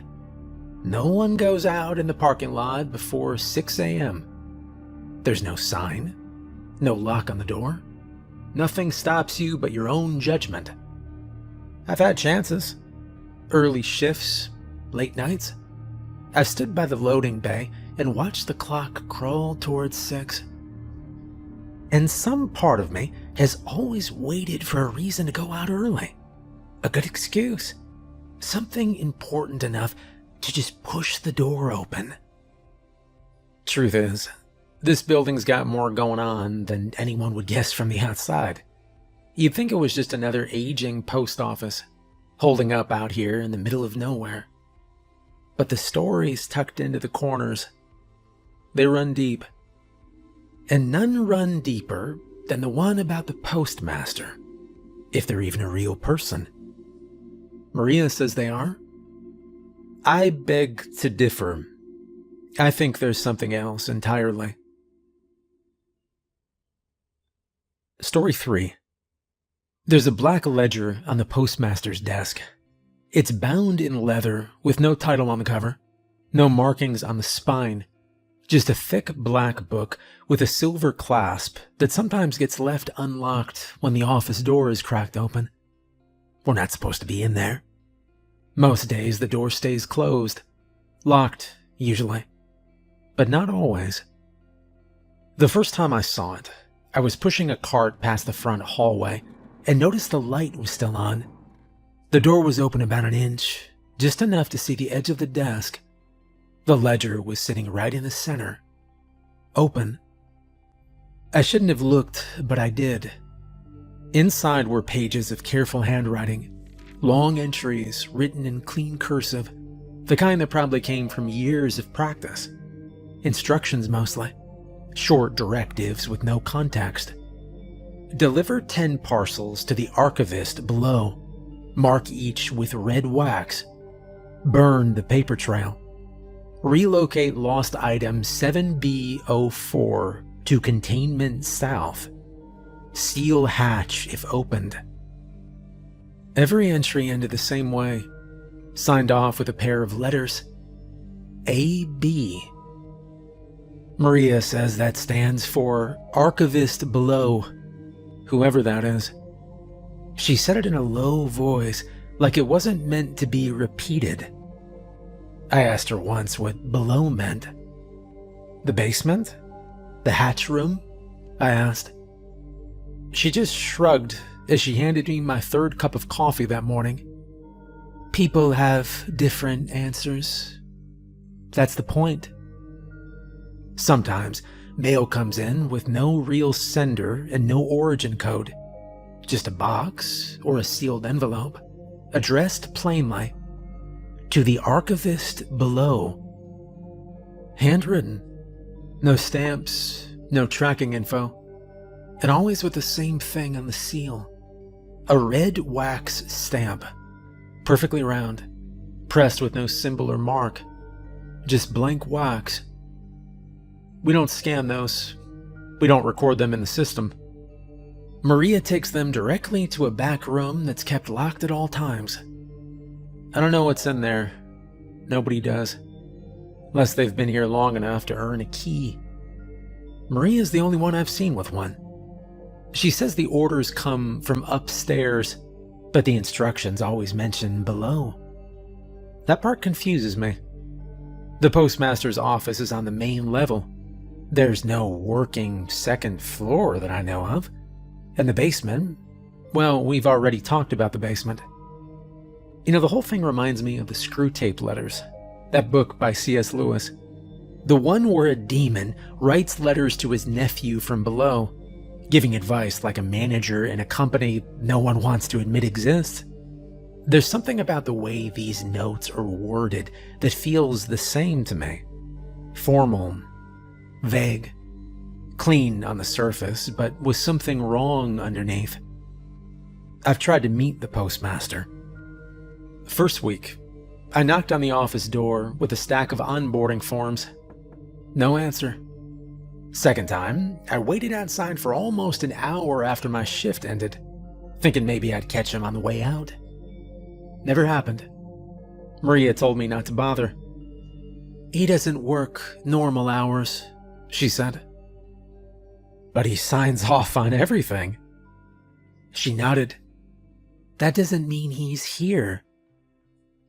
Over time, I started to notice that no one ever actually sees the postmaster. There are forms with his signature, orders typed on letterhead with his name. The break room calendar is marked with PM reviews on the last Friday of every month. But when the day comes, nobody meets with him. The review papers are just left in his tray, and the next morning they're gone. Handwritten notes show up later, always in that same cursive. At first, I thought maybe it was a title passed around, like, I don't know, rotating supervisor. But then I noticed that the handwriting never changes. The name never changes. And Maria always talks about him the same way. Like he's one person, just somewhere else. We were sorting returns one night when I finally brought it up again. Okay, so has anyone ever actually met him? I asked. Maria was stealing a damaged crate. She didn't answer right away, then said, once. That got my attention. She looked down as she spoke, like she was just thinking out loud. There was a woman here before me, she began. She was the one who trained me. Older, smart, always on time. One day, she came in shaking, wouldn't speak for the whole shift. She said she'd seen him, just once. I asked her what he looked like. And? I asked. Well, she said, like someone trying very hard to look normal, Maria said. After that, she started telling me little things. Not all at once, just pieces. Like she wasn't sure how much she should say, but needed someone else to hear it. She said the ledger's been here longer than any of the staff. No one knows when it started, or who kept it first. Every person who worked in this building has their name somewhere inside it, whether they've seen the book or not. And there's always that signature at the bottom. A.B. Archivist below. Some nights, Maria says she hears someone turning pages in the locked office, even when the building's empty. She never checks. She just keeps her head down and waits for the shift to end. I asked if she's ever opened the book herself. No, but I've seen what happens to people who try, she said. I wanted to ask what she meant, but something in her voice told me it wasn't a story she was ready to share. Not yet. She changed the subject. You ever wonder why the second floor is sealed off? She asked. I looked up. We have a second floor? She nodded toward the stairwell near the end of the south wing. I'd passed it 100 times. I thought it led to a storage closet. Used to be open, before things changed. Before what changed? I asked. I was always up for a good story. Maria paused, sealing the last box. She looked at me and said, Before the postmaster stopped coming down. Story 4. The second floor doesn't show up on the official building map. You'd never know it existed unless someone pointed it out. Most people don't. Even the stairwell is easy to miss. Tucked behind the south hallway, where the old vending machines are, next to the door marked janitorial. The lights above it don't work. There's no elevator, no signage, and the staircase itself is chained off with thick metal links looped through every rail. A laminated sign hangs from one of the chains. Authorized access only. PM use. I'd passed the stairwell a dozen times before Maria mentioned it. I always assumed it led to storage, or maybe to the roof. The only time I was ever up there was to deliver random boxes to the second floor bathrooms, which I thought functioned as additional storage. I was wrong. One night, while we were unloading the back truck, she asked me if I'd ever noticed the ceiling. What about it? I said. You ever hear it move? I shrugged. Buildings creak. This place is old. Maria didn't say anything for a while, and then she asked if I'd seen the deliveries. The Thursday ones? I asked for confirmation. She nodded. Of course I'd seen them. Same schedule every week. A box arrives sometime in the early hours, already sitting on the loading dock by the time we show up. It's wrapped in thick brown paper, tied with twine, and always sealed tight. No sender, no barcode, no address. Just a typed note stapled to the top. Leave by second floor bathroom door. Do not open. The first time I helped carry one, I noticed the smell. Rot. Not garbage, not food waste. Something worse. It's wet and sour, like raw meat. Wasn't a small box either. Took both of us to carry it, and even then it felt unbalanced, like something was shifting inside. I asked Maria what it was. She didn't answer right away, then said, It's for the nephew. I laughed. So the postmaster's got a nephew now? That's what people say. She nodded as we headed down the stairs. Wait, like he lives up here? Maria looked away as we entered the break room. Something like that, she said. And that was the first time I started paying attention to the ceiling. At night, especially on Wednesdays, the day before the delivery, you can hear it. Footsteps.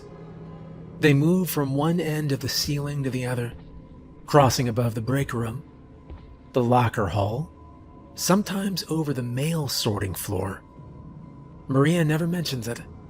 You just hear it and keep working. I joked once that it sounded like someone pacing.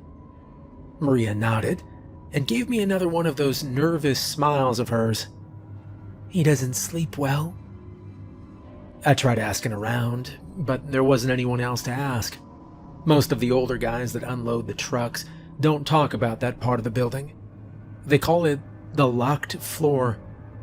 One of them said it used to be employee offices decades ago. Another said there were dorms back when they housed staff on site. But that part shut down before Maria even started. She said she only learned about it through old paperwork she found in the back rooms. There's a wall of file cabinets near the maintenance closet, way in the back past the unused locker wing. Nobody touches them now, but she used to sort through the documents when shifts were slow. Said it helped her understand what kind of place this really was. And that's where she found the article. An old newspaper clipping.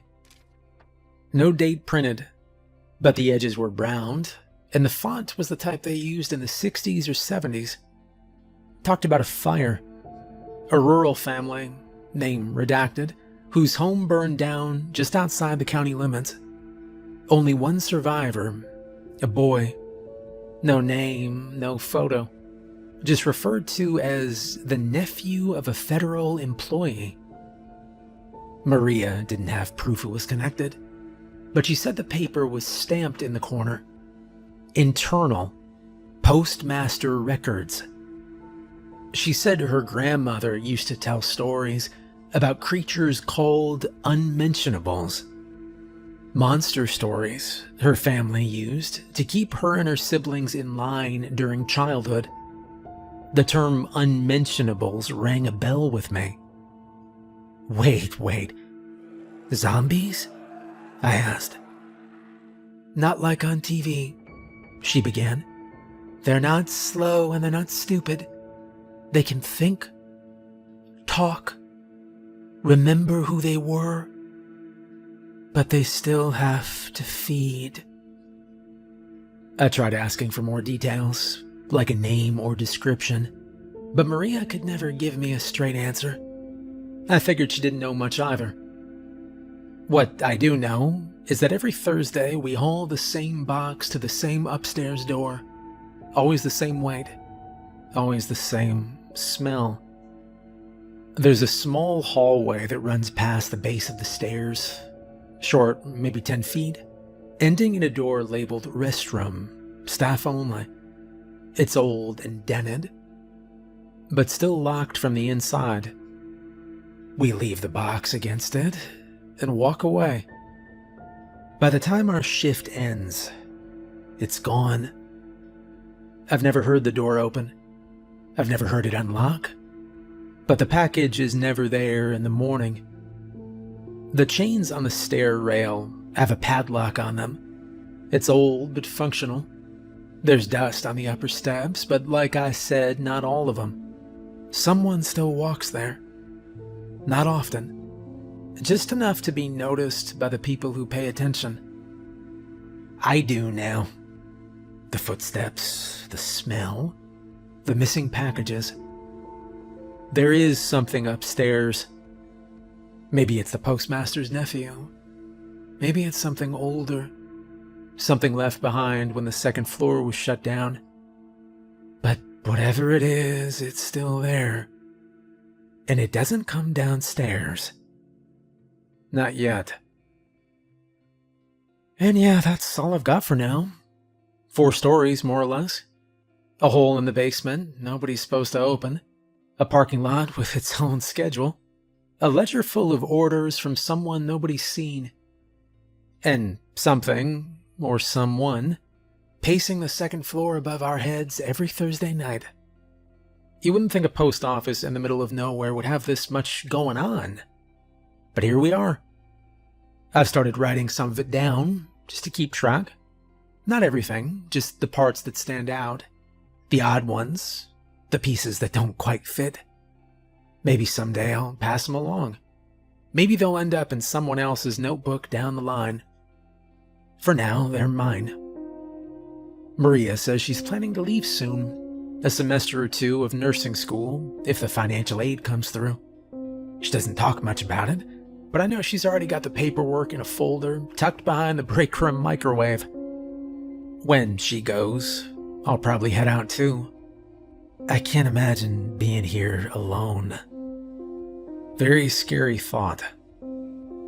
But I'm not done yet. And I get the feeling this place is not done with me either.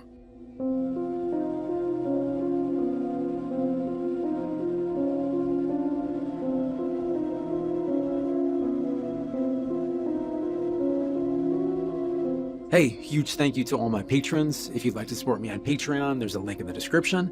I hope you enjoyed the story, and have a good night.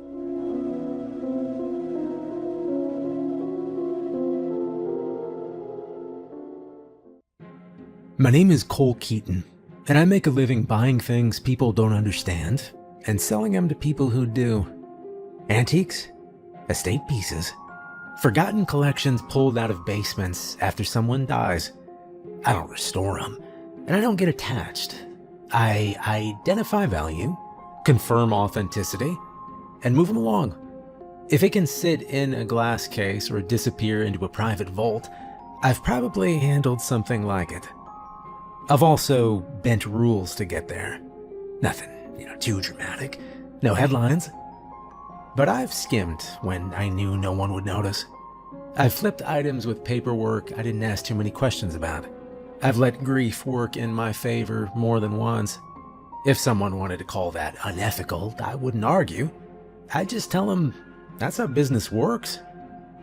I'd done enough questionable things over the years that my internal warning system was dulled. If a deal looked strange but paid well, I learned to look at the numbers instead of the shape of it. Missing details didn't bother me. Silence didn't bother me. People who wanted discretion usually did. So when the job offer came through, short notice, one night only, NDA, flight included, it didn't strike me as unusual. If anything, it sounded like the kind of work that didn't want a paper trail. Most people would have seen red flags. I saw efficiency. The money was wired before I asked a single follow-up question. And I accepted. The plane wasn't a passenger jet. It was a cargo plane, wide and hollow, the kind with a ribbed metal interior and tie-down rails bolted into the floor. No windows I could see. No flight attendants. Just a single fold-down seat mounted near the center. The rest of the plane was packed with Christmas trees. That was the cargo. Not pallets, not crates, trees. Dozens of them. Packed so tightly their branches were crushed together under cargo netting. Every single one fully decorated. Ornaments, tinsel, everything. And the entire time, Christmas music was playing. Loud. Big brass sections. Choirs. Bells layered on top of bells. The speakers were mounted somewhere in the cargo bay, and they were cranked high enough that the sound bounced off the walls. I hated it. I hate Christmas. People hear that, and they assume it's a personality quirk, or that I'm trying to be edgy. I am not. I just learned early that Christmas isn't what people pretend it is. It's a performance, and if you miss your cue, you're the one who pays for it. When I was a kid, my mom was an alcoholic. Not the kind you see in movies. No bottles hidden in the walls, no dramatic interventions. She held the job, paid the bills, functioned just well enough that nobody stepped in, which meant it was just the two of us year after year. Every December, she'd ask me what I wanted for Christmas. She always sounded sincere when she asked. I believed her the first few times. I'd tell her something small, a toy, a game, a book, something simple. And every year, she forgot. Not just the gift, the conversation. Christmas morning would come and I'd wake up early, sit by the tree and wait. Hours would pass. Noon would come and go. By the time she stumbled home, it was always dark out. she'd act surprised that it was Christmas. Sometimes there were no presents. Sometimes there was something random she'd grabbed on the way home. A sweater that didn't fit. A DVD I already owned. One year, she handed me a candy bar from a gas station and said we'd do something special later. We never did. By the time I was 8, I stopped expecting anything. That was the year she came home so drunk she couldn't make it to her own bedroom. Passed out on the couch with the TV still blaring carols. I shut it off, pulled a blanket over her, cleaned vomit off the armrest with paper towels because it was already drying. That's not something an 8-year-old should know how to do. So when that music blasted through the cargo plane, song after song insisting that everybody should be happy, I didn't feel nostalgic. I felt trapped. Wedged between decorated trees, freezing, listening to voices sing about joy like it was mandatory. I stared at the ornaments inches from my face and reminded myself of the only rule that ever mattered. Don't expect anything. The music kept playing all the way until the wheels hit the ice. The plane didn't land. It felt like it crashed. There was no warning, no gradual descent. 1 second the engines were droning steadily, Christmas music blaring overhead, and the next the entire cargo bay dropped hard enough to throw me out of my seat. I hadn't buckled in. My shoulder hit first, then my ribs. I went sideways into the trees, branches snapping and ornaments shattering as I crashed through them. Needles scraped my face. Something sharp cut my cheek. I bounced off one trunk, then another. The air punched out of my lungs as I hit the floor. And that damn music kept playing.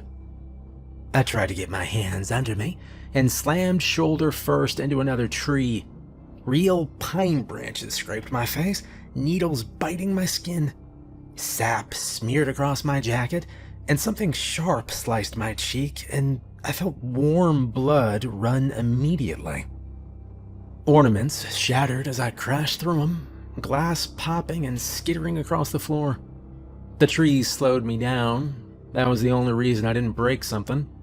Trunks bent, branches snapped. Needles filled my mouth when I hit again. It hurt like hell. Every impact knocked the air out of me, rattled my teeth, sent pain flaring through my ribs and back. The engine screamed. The cargo bay lurched sideways, and I went with it, lifted off my feet and thrown hard into another wall of trees. A heavy branch caught me across the chest. I yelled, but the music swallowed it completely. And then the Christmas music stopped. No fade, no warning, just gone. At the same instant, the plane jolted again. Without the music to mask it, the sound was violent, and I was flung one last time into the trees. Then nothing. No engines, no music. I lay there gasping, staring up at the branches swaying overhead. Broken ornaments dangled from bent wire hooks. My hands were shaking when I finally pushed myself upright. Everything hurt, but nothing felt broken. The rear ramp groaned as it began to lower. Snow was coming down hard, sideways in the wind. A full whiteout that swallowed the plane almost as soon as I stepped onto the ice. Visibility dropped to a few yards at best. The whole world reduced to blowing white and the dark shape of a warehouse ahead. Cold air hit immediately. I staggered toward the opening, stepping over snapped branches and shattered glass as the ramp hit solid ground. Ice, flat and dull, stretching out in every direction beneath a sky that didn't look day or night. There were no runway lights, no markings, no vehicles waiting, just open emptiness. The cargo plane didn't wait. Behind me, The ramp already started to rise. I turned in time to see it seal itself shut, metal locking into place. The engines roared back to life, and within seconds the plane was lifting off again, vanishing into the low clouds like it never even been there. The wind picked up immediately, cutting across the ice and biting through my jacket. I stood there for a long time, chest still tight from the fall, and then I looked out across the empty expanse in front of me. And that's when the color hit me. The warehouse wasn't dull or industrial or camouflaged against the ice. It was bright red, not faded, not weathered, not painted over metal, showing through at the edges. It was the kind of red that looks wet even when it isn't. Christmas red. The kind you see on wrapping paper that hasn't been creased yet. On bows that still hold their shape. On displays that are meant to be noticed from far away. That color did not belong out here, surrounded by nothing but ice and sky. It looked dropped into place, like a mistake no one had corrected. As I walked closer, the shape became impossible to ignore. It wasn't just a warehouse, it was shaped like a present. Perfectly rectangular, tall and wide, with edges so sharp they looked machined. A massive ribbon wrapped around the entire structure. Thick, dark bands running vertically and horizontally, bolted straight into the walls like load-bearing supports. Where a bow should have been, the roof rose into a twisted knot of metal loops, exaggerated and deliberate, like someone had tried to sculpt a bow out of steel. The red surface was flawless. No scratches. No ice buildup somehow. No snow clinging to the base. The color hadn't dulled in the cold, hadn't chipped or cracked. It looked maintained, polished. There were no tire tracks leading to it, no road, no cleared path. Nothing that explained how something this big had gotten here, or how anyone accessed it. It just sat on the ice, like it'd always been there. I approached the front, boots slipping slightly with each step. The seam of a door was worked clearly into the ribbon pattern. No handle, no keypad, no visible lock. Just a precise outline, almost invisible, unless you were close enough to see it. I raised my hand, not sure what I planned to do. And before I could touch it, there was a deep mechanical click from inside. The door unlocked. It slid open just wide enough for me to step through. And then it closed behind me with a heavy final thud. The cold followed me in. Inside, the space opened into a vast concrete interior, the ceiling disappearing into shadow above. Long rows of crates stretched away from the entrance, stacked neatly, and marked with stenciled numbers. Candles burned throughout the warehouse, placed at precise intervals. Their flames were steady. The walls were lined with paper, flyers, warnings. They weren't all the same flyer, and that was what made them worse. Some were newer, printed on clean white paper with sharp black ink. Others were yellowed, curling at the edges, held to the wall with strips of old tape that had lost its grip. A few looked like they'd been copied so many times, the letters were starting to blur. I stopped long enough to read 3 of them. The first one was centered at eye level. The Candy Cane Massacre, 1976. Do not allow striped tools or decorations into Workshop B, it read. Krampus is attracted to the scent of sugar and dye. 8 elves lost. No remains recovered. Below that, someone had written a handwritten note in red marker. If it looks festive, it isn't worth it. The second flyer was older, thicker paper. The font looked like it come from a typewriter. The Silent Night Incident. 1989. Music after curfew resulted in a breach. Krampus mimicked carols to draw staff out of hiding. 11 elves lost before containment was restored. Someone had underlined mimicked 3 times. The third one was newer than the others. The ink hadn't faded yet. The North Wing breach, 4 days before Christmas. 9 elves lost. Cause: rule deviation. Krampus ate them. I kept walking, noticing more names as I passed. The Tinsel Fire, 1954. The Bell Tower Failure, 2003. The Sleigh Bell Lockdown, date redacted. Every flyer followed the same structure. Event name, year, rule broken, body count. Whoever worked here didn't memorialize the dead. They documented mistakes.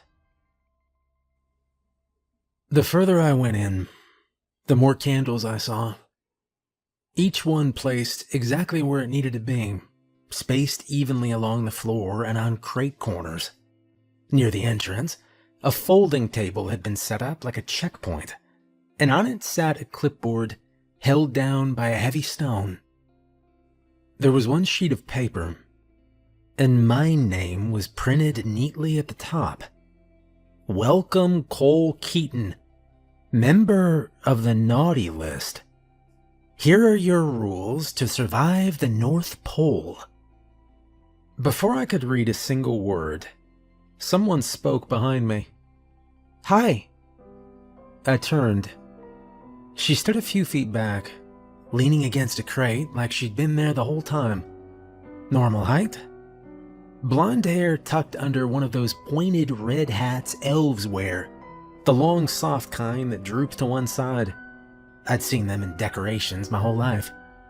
Seeing one in person made my brain stall for a second. She was smoking a cigarette. The ember glowed bright against the cold air. New here, huh?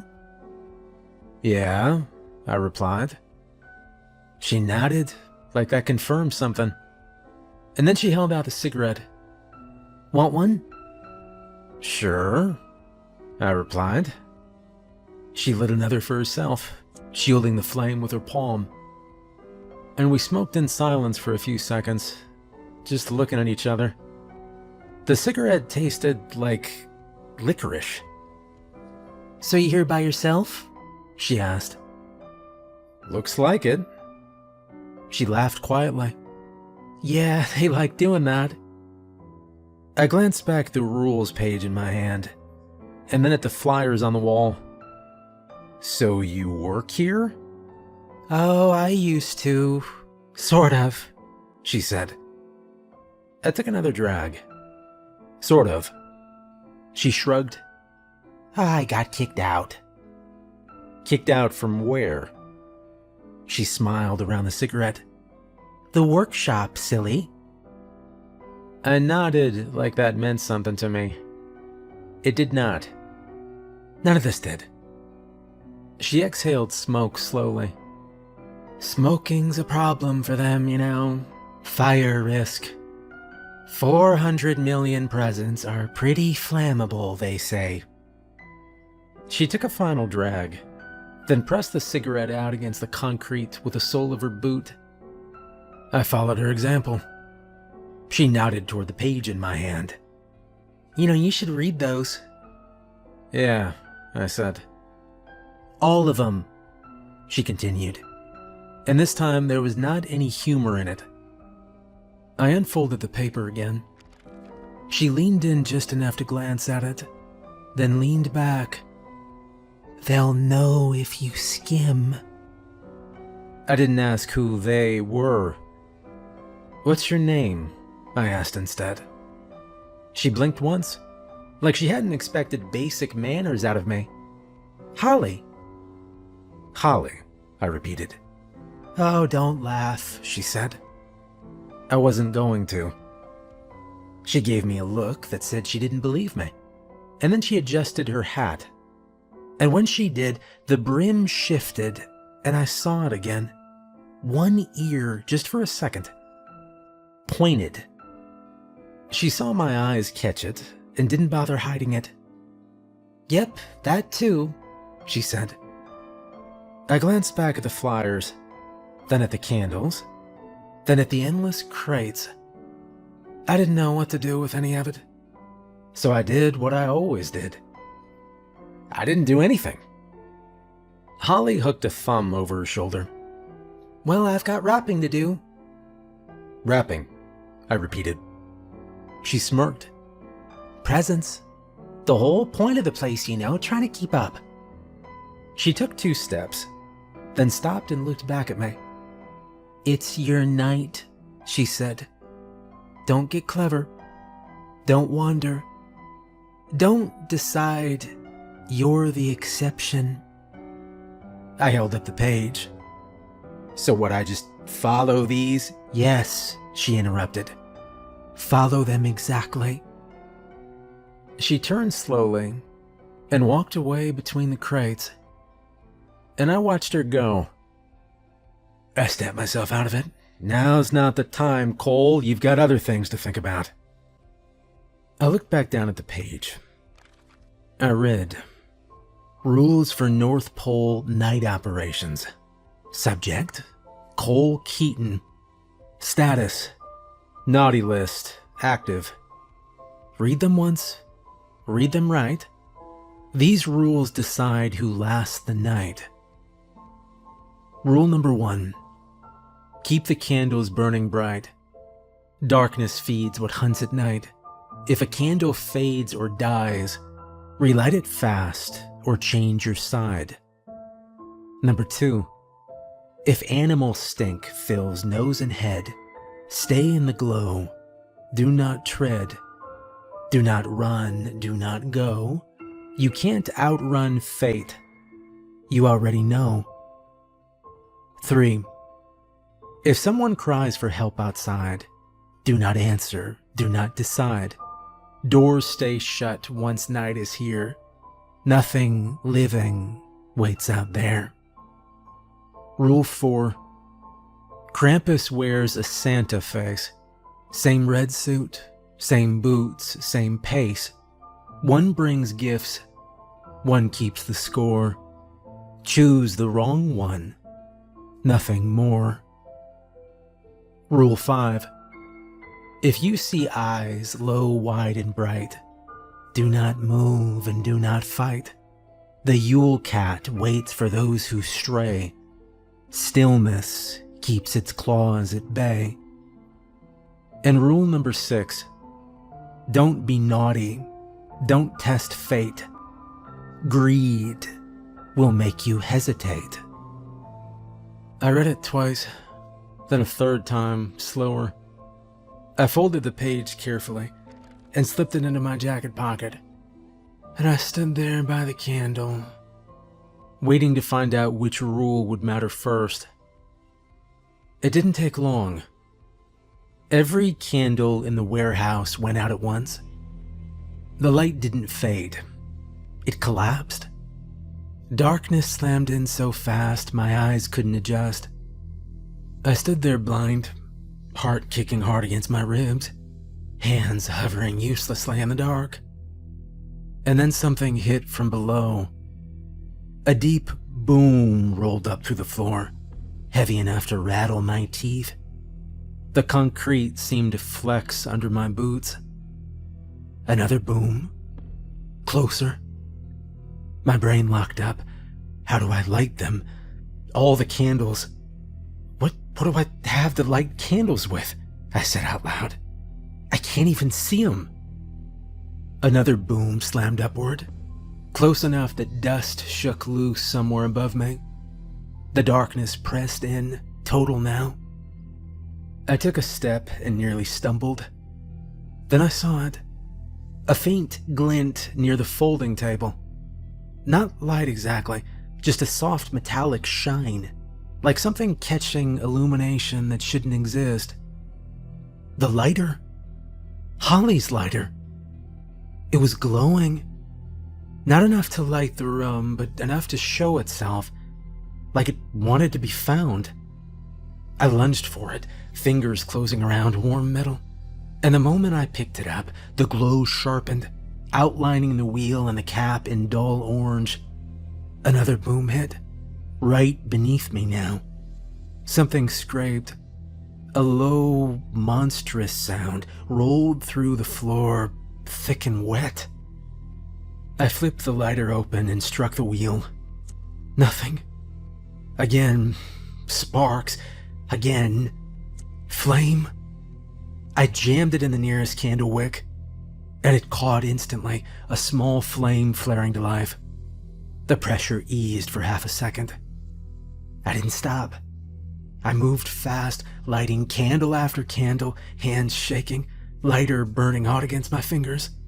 Each flame pushed the darkness back a little more, like it didn't want to leave, but it had no choice. The booms were right under me now. The floor bowed slightly, groaning under the weight of something massive pressing up. One candle left.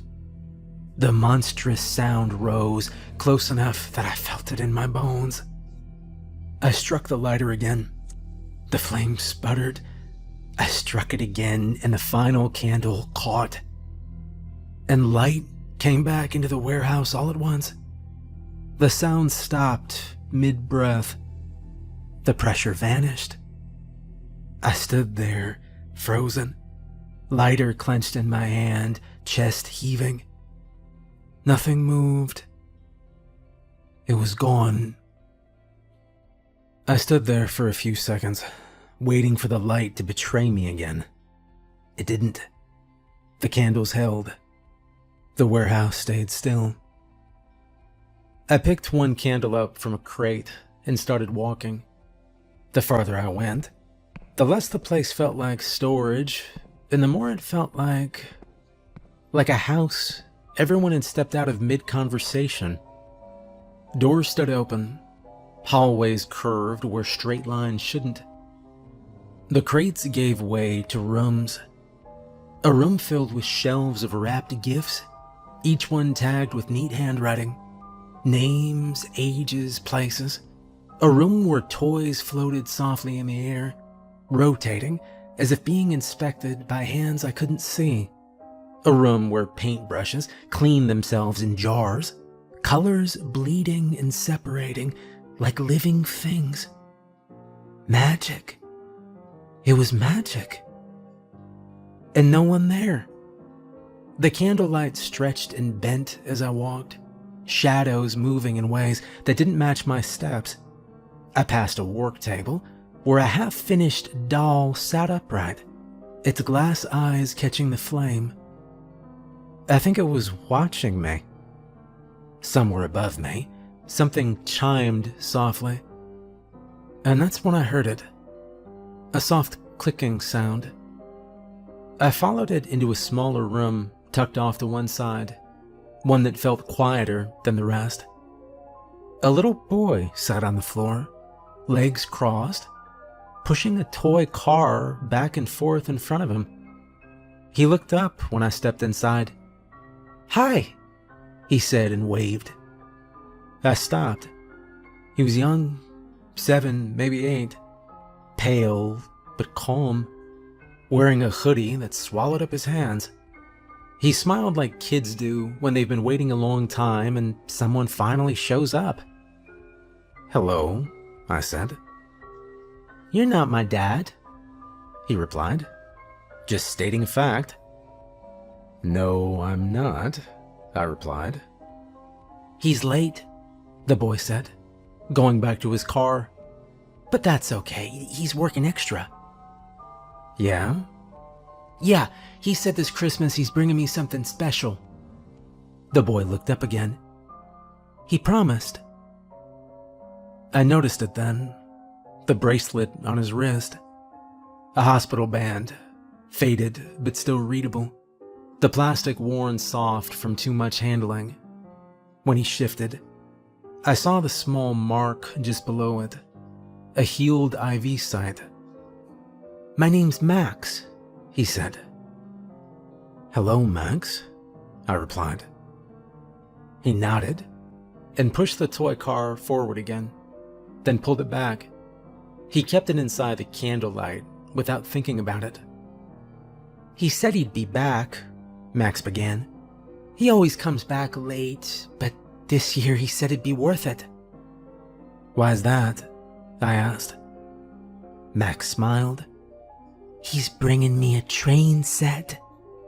"He told me about it all already," Max went on. "It's old, like the kind with metal parts. He said it cost a lot, but that's okay. He said I deserve it." I watched his hands as he played. The car never made a sound when it touched the floor. No scrape or click. "I'm waiting here," Max said, "so he knows where I am." "Okay," I said. Max looked up at me again. "You can go if you want." "I know," I replied. I took a step back. Max didn't follow me with his eyes. He just kept playing, patient and focused, like time didn't matter to him anymore. I backed out of the room and closed the door. I stood there for a moment, then turned and kept walking. I didn't need to think about what Max was. I already understood. The kid was dead. I didn't know where his dad was, or how long he'd been working late, or what kind of factory job justified all that waiting. But I knew one thing for sure. Ghosts don't get train sets. Hell, I didn't even get a present when I was a kid, and I wasn't dead. Look, that's not cruelty, okay? That's math. Life doesn't circle back and make things fair just because someone suffered, okay? It moves on. It forgets. It leaves things unfinished, and, that's how life is. I kept walking. The hallway curved away from the room, the candle flame steady in my hand. The workshop stretched on, rooms branching off in quiet symmetry, toys suspended mid-task, like the place had paused itself out of courtesy. I didn't look back. Feeling bad wouldn't help him, okay? Wouldn't help me either. I had rules to follow, candles to keep lit, a night to survive.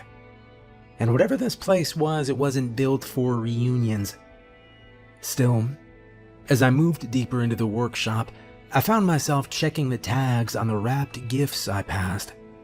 Names I didn't recognize, addresses I'd never heard of. I told myself that meant nothing. As I walked, I told myself a lot of things. The candlelight stayed steady as I passed into another section of the workshop, this one narrower, the ceiling lower.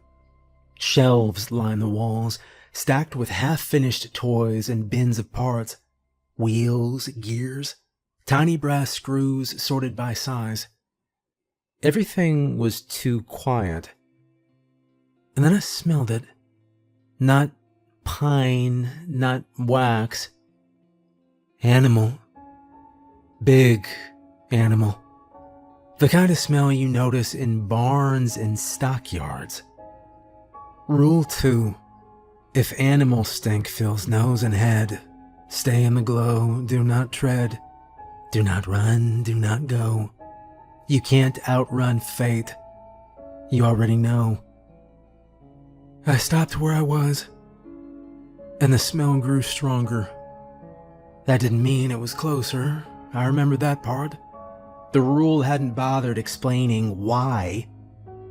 I tightened my grip on the candle and stayed put. Something moved ahead of me. Not fast, wasn't sneaking. Slow and deliberate. I didn't move. My instincts screamed at me to back up, to turn around, to put distance between myself and whatever was coming. But instincts are great for getting you killed in places like this. I've read enough stories. The smell deepened. Earthy, musky. It was wrong indoors. And then I saw the eyes. Low, wide, bright.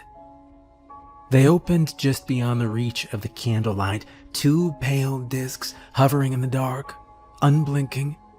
They stayed there, level with my knees, watching. Rule 5. If you see eyes low, wide, and bright, do not move, do not fight. The Yule cat waits for those who stray. Stillness keeps its claws at bay. Oh my God. It was real. I'd heard stories about it when I was a kid. Not the kind you read in books or see on TV. The kind, that get told quietly, late at night, when someone's had a little too much to drink and starts remembering things they're not supposed to. My grandfather had told me once. He was from the old country, thick accent, hands like bricks. He didn't believe in much, but when he talked about Christmas, he always got serious. Said there were things that came out in winter, things older than Santa, older than churches, things that watched houses and waited. He called it the Yule cat, said it was huge, bigger than any animal had a right to be, lived in the dark and ate the lazy, the careless, the ones who didn't earn their place, workers who skipped their duties, people who took and thought they'd never be noticed. He used to say you didn't run from it. Running meant you'd already lost. You stayed still. You stayed where the light touched you. And if you were lucky, and if you hadn't given it a reason, it would decide you weren't worth the effort. The eyes shifted slightly, tracking the flame in my hand. Something massive moved behind them, its outline refusing to settle into anything solid. I heard a sound like fabric tearing slowly, followed by the scrape of claws against concrete. I did not move or breathe. The candle guttered once. My heart jumped into my throat, but the flame held.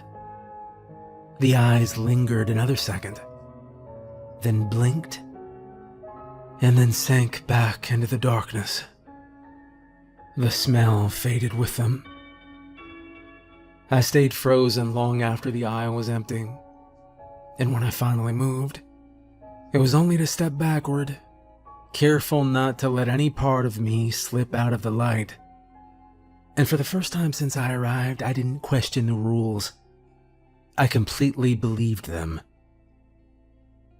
I hadn't taken more than a few steps before I heard it. Help! The voice was thin, desperate. A child's voice. I froze. Please, it called again. It's freezing out here. The sound came from the far side of the workshop, near the outer wall, near one of the doors. Rule 3 slid into my head. If someone cries for help outside, do not answer, do not decide. I moved anyway. Not toward the door, just close enough to see. There was a window set into the wall beside it, tall and narrow, the glass rimmed with frost. Snow hammered against it from the blizzard outside, white streaks blurring everything beyond. A little boy stood on the other side, barely older than Max. His cheeks were red from the cold. His hair was matted with snow. He hugged himself tight, shivering hard enough I could see it through the glass. He knocked again, small and frantic. Please, I can't feel my hands. I took another step closer before I stopped myself. There's a door right there, the boy said, nodding toward it with his chin. His teeth were chattering now. Please, I just need to get out of the cold. His breath fogged the glass in uneven burst. Snow stuck to his eyelashes and melted down his cheeks like tears. I'm really cold. My mom told me not to go outside alone. I didn't listen. My hand lifted before I realized it moved. And then I saw what he was pressing against the window. They weren't hands. They were dark and split, thick and rounded at the ends, polished smooth, like they'd been worn down on stone. Hooves. The boy looked down at them too, and for a second his face went blank, and then he smiled. He looked back up at me, eyes shining bright in the reflected candlelight. You're gonna die here, Cole. I staggered back. The knocking stopped. I grabbed the heavy curtain beside the window and yanked it closed, the fabric slamming against the wall. I turned immediately to the door and checked the lock, then checked it again, making sure the bolt was thrown all the way. On the other side of the curtain, the voice was still there, amused. I could hear it laughing on the other side.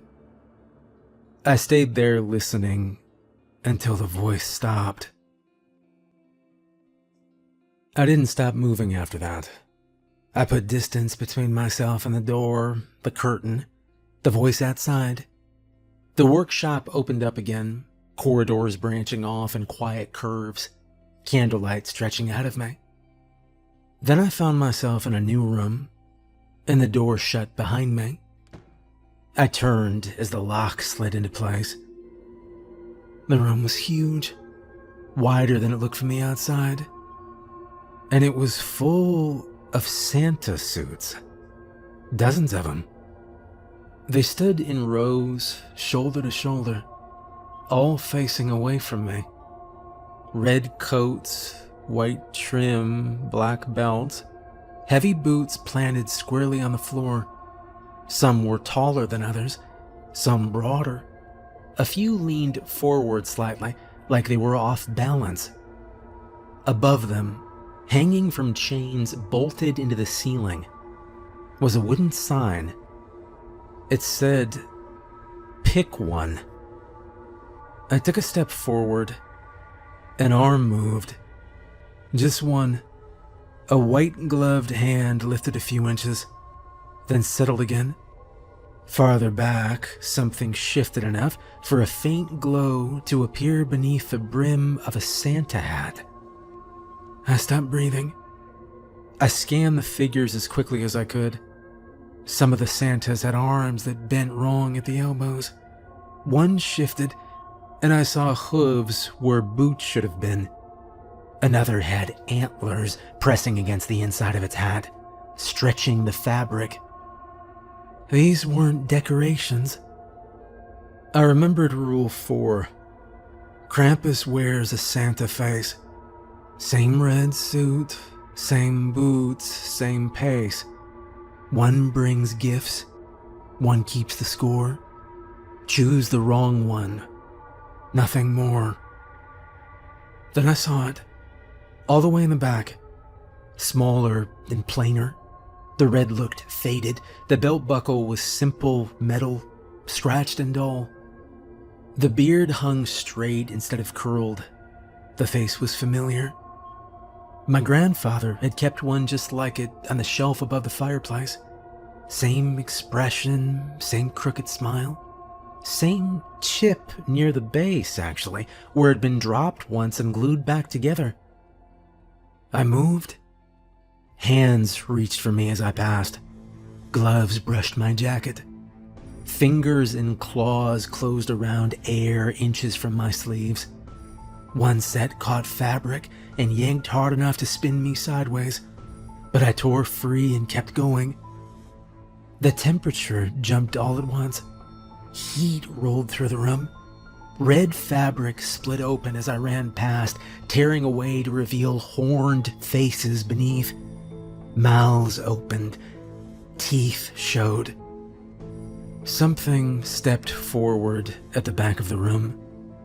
It was taller than the others, broader.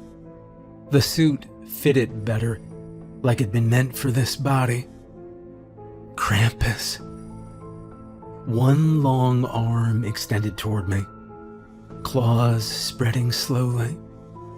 I ducked under it by inches. I stumbled forward and slammed into the Santa statue at the back of the room, grabbing it with both hands. And everything stopped. The heat vanished. The room emptied. Every other figure was gone. I stood there alone, clutching the statue, my chest heaving. The door behind me was open, and I didn't look back. I made my way back toward the front of the workshop. The candles were still burning. The doors were open now. The place felt quieter than before, like it was finished with whatever it needed from me. And that's when I heard someone laughing. A man stood near the main loading area, half hidden behind stacks of wrapped gifts. Mid-30s maybe. Puffer jacket. Gloves shoved into his pockets. He had a large canvas bag slung over his shoulder, already bulging. He was shoveling presents into it. Boxes, wrapped packages, stuff that clearly didn't belong to him. He looked up when he saw me and grinned. I don't know why they invited us here, man, but they're saps. I have made a killing tonight. He reached into the bag and pulled something out at random. Electronics, jewelry, watches, stuff that didn't look like it'd ever been on a shelf. $500,000, man, easy. I didn't respond. He laughed and kept going. Plane comes back. I toss this in and I'm gone, man. Back home by morning. Rich. He dug deeper into the bag, then paused. Oh, yeah. You want this? Take it, man. I can't carry it all, he said, pulling something out carefully. He held out a box. A train set. Heavy, antique. The kind I recognized instantly. Custom work, metal parts, hand-painted details. The kind collectors fought over. $50K easy, he said. Probably more. Custom job, take it, man. I got plenty. You can pawn that back in the States and do damn well. I took it. The weight of it settled into my hands. You know what this place is? I asked. He shrugged. Does it matter? Nobody's here, man. Whatever it is, it's a joke. These people are chumps, dude. We can take what we want and just leave. He adjusted his bag and nodded toward the door. Outside through the snow, I could see a plane descending. Come on, he said. I didn't answer. I looked down at the box in my hands. Train set was heavier than it looked. Real metal. The kind of train that doesn't exist anymore unless someone goes out of their way to make it. I turned it slightly and saw the tag tied to the handle with red string. Handwritten. Max Wilkerson, age 7, from Santa. Below that, in smaller letters, it read, "We didn't forget you." Something in my chest shifted. The man followed my eyes and snorted, "Kid stuff, right? Probably left over. You know how places like this are." I didn't say anything. Outside, the plane's engines grew louder as it dropped through the snow, landing hard on the ice beyond the door. The ramp began to lower. He turned and jogged toward the plane, bag bouncing against his back, packages shifting inside it. I stayed where I was. The wind howled in through the open door, snow blasting sideways into the workshop. The candles flickered, but didn't go out. He looked back at me for a second, confused, then annoyed. "Suit yourself." The ramp closed. The plane lifted off almost immediately, engines screaming as it climbed into the storm. I stepped closer to the doorway and watched it rise, lights blinking red against the clouds. I don't know why exactly I didn't get on it. The sky darkened. Not with weather. Something massive moved above the workshop, the storm folding inward around it. The clouds parted just enough for me to see the shape forming inside them. Horns, a head the size of a building. There was no mistaking it. Krampus. Not a shadow, not a trick of light. A towering shape carved out of a shadow and red cloud, antlers twisting back into the storm, eyes burning like embers deep set into a skull that shouldn't have existed in the sky. The plane climbed straight toward him. Its lights blinked red against the clouds, the engines straining as it tried to gain altitude. For a moment, it looked small enough to be a toy. Krampus opened his mouth. It was wider than the wingspan of the plane. Rows of teeth unfolded inside it, layer after layer. The engines cut out, and the plane vanished into his mouth. The clouds closed then, and the storm collapsed back into itself, like it'd never been there. I stood there in the open bay, still holding the train set. I just stood there. The only thing I could think to do was go back. I carried the train set through the workshop, past the candles in the quiet rooms, back down the curved hallway to the side room. The door was still there, and I opened it. Max was asleep. He lay on the side of the narrow bed, the blanket pulled up to his shoulders. The hospital band is still around his wrist. The candle on the small table beside him burned low and steady. I didn't wake him. I set the box down carefully on the floor next to the bed, close enough that he'd see it when he opened his eyes. I picked up the note and placed it on top of the box. Max Wilkerson, age 7. From Santa. We didn't forget you. The little ghost boy shifted slightly in his sleep, his fingers curling around the blanket. But he didn't wake up. I backed out of the room and quietly closed the door. The workshop felt different now, quieter. I walked back to the front and sat down in the middle chair near the entrance. The blizzard was still tearing across the ice outside, white and endless, the wind pushing snow sideways, hard enough to blur everything beyond a few feet. I sat there and stared into it. I thought about the plane, about the room with the Santas, about the kid asleep in the back with a train beside his bed. I didn't know what was supposed to happen next. And then I heard it. The sound came from outside. Through the blowing snow, shapes descended out of the sky, dark at first, then clearer as they came lower. Reindeer, big ones, though I didn't know how big a reindeer was.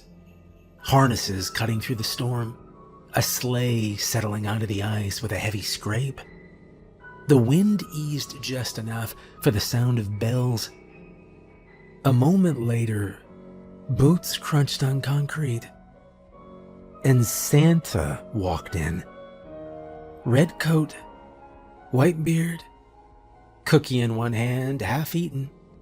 Crumbs fell onto his coat and the floor as he chewed. He didn't look impressed, but he didn't look angry exactly either. His eyes found me immediately. "Cole Keaton," he said, serious now. My stomach dropped. "Come here, boy." I gulped and walked over. Santa reached into his coat and pulled out a thick book. The cover was worn smooth from use. He flipped through the pages without looking at them, then stopped. And there it was, my name, under the naughty list.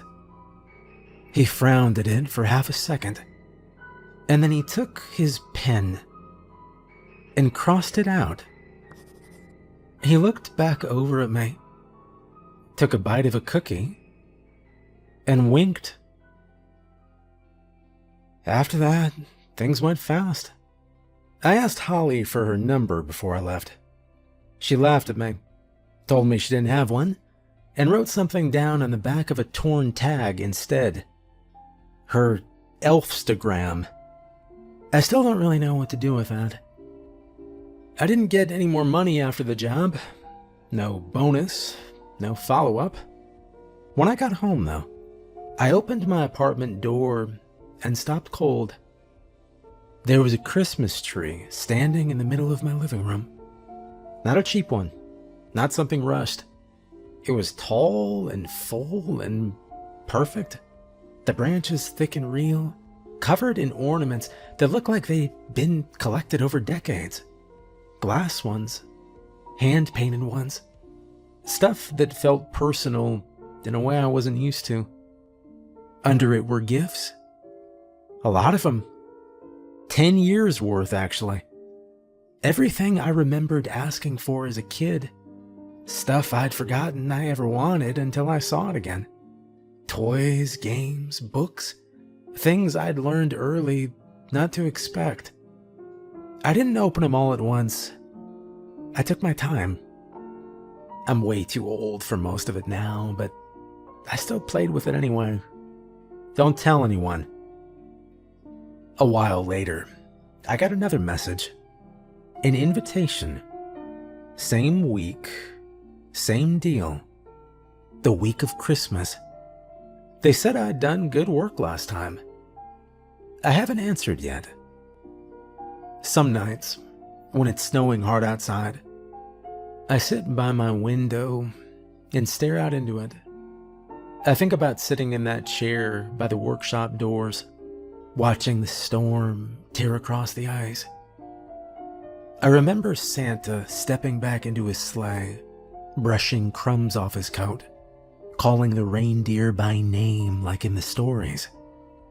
They shifted first, hooves scraping against the ice, harnesses tightening, breath pouring out of them in thick white clouds as they leaned forward, muscles bunching under their hides.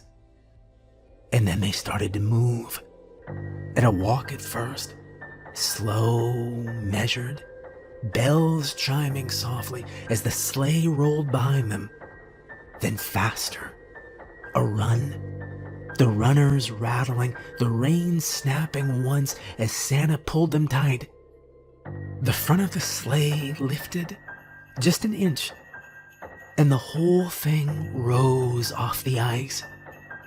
The reindeer pulled harder, legs stretching forward, hooves never quite touching the ground again. Snow kicked up beneath them and then fell away as the sleigh climbed higher and higher, cutting straight up into the storm. The red lights faded. The sleigh bells went quiet. I remember staring up in awe, watching Santa and his sleigh fly through the dark night. And for the first time in my life, I liked Christmas.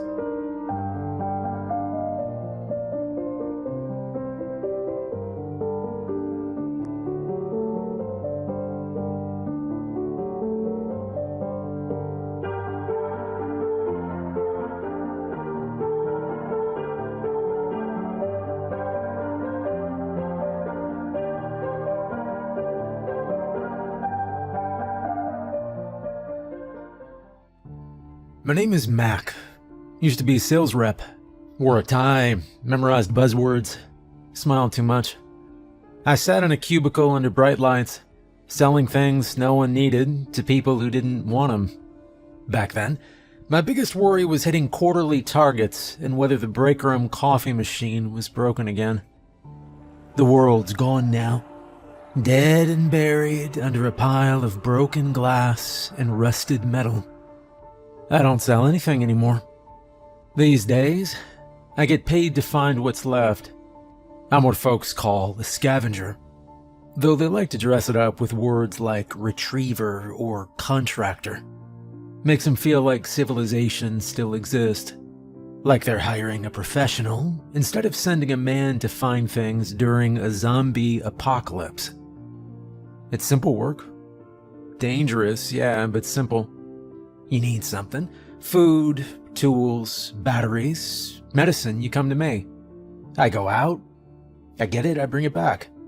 Assuming I don't get shot, crushed, or chewed apart by whatever's squatting in the dark these days. There's no negotiation. You tell me what you want, I tell you what it'll cost. If you don't like the price, go find it yourself. Good luck with that. Now, most folks don't understand what the world looks like past the edge of their little safe zone. They've built walls, figurative or not, and pretend what's outside doesn't exist. But out there, past the burned out neighborhoods and half-sunken highways, it's all rot, bones, rust, silence. The kind of silence that presses against your ears like it wants in. I've walked through a shopping mall with its roof caved in, escalators choked with vines, found a vending machine full of mummified rats. I've kicked open pharmacy doors only to find the shelves empty, stripped clean years ago by looters or worse. Once, I found a mattress on the 5th floor of an office building. Still had sheets on it. A blanket folded at the foot. Whoever slept there had set up candles and glass jars along the windowsill, melted down to nubs. Everything else was dust, but that little room looked untouched, like someone had just stepped out. I didn't sleep for 2 nights after that. The job makes you careful. It makes you cold. I used to talk a lot. Now, I say what needs saying and not much else. I live outside the town of Ridge Run. What's left of it anyway.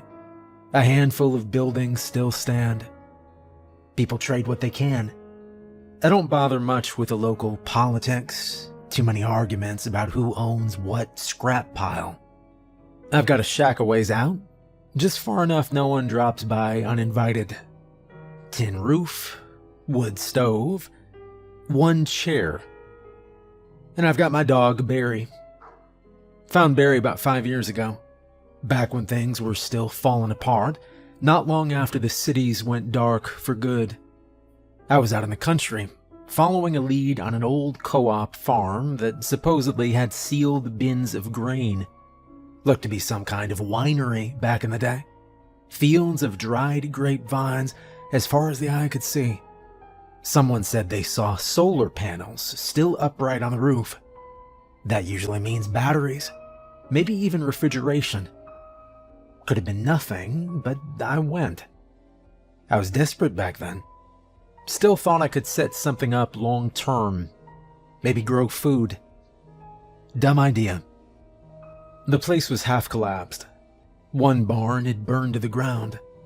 The house was mostly gutted. I figured it'd been picked clean years ago, but I kept looking. You never know what gets overlooked. I heard this sound while walking behind the greenhouse.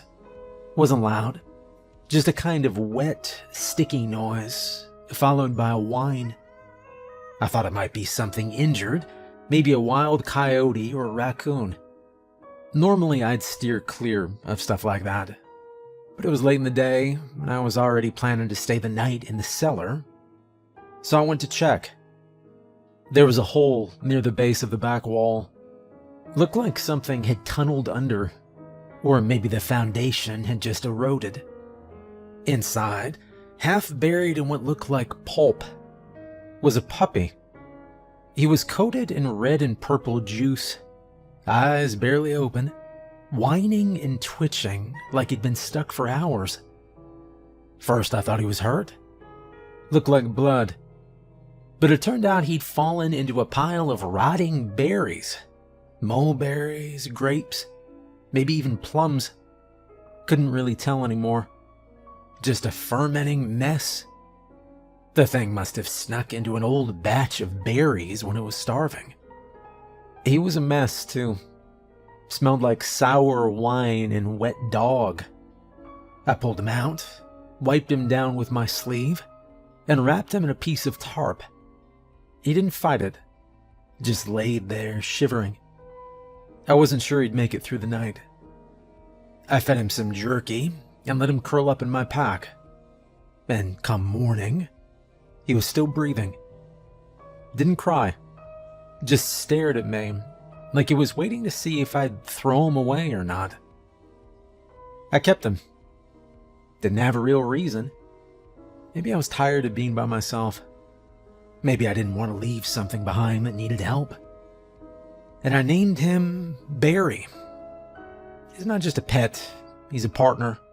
Smart, alert, and quiet. Learns fast. Doesn't bark unless there's real trouble. He can sniff out rot, track a trail, spot movement in tall grass. I've seen him freeze dead still at the scent of something wrong. Saved my life more than once. We work as a team. I clear rooms, check for traps, open containers. He watches my back. If I'm going into a collapsed building, I'll send him ahead sometimes. He's small enough to squeeze through broken doorways or holes in the wall. If he growls, I don't go in. If he comes back quiet, it's probably safe. We share food. We sleep in the same tent when we're out on a long job. I talk to him more than I talk to people.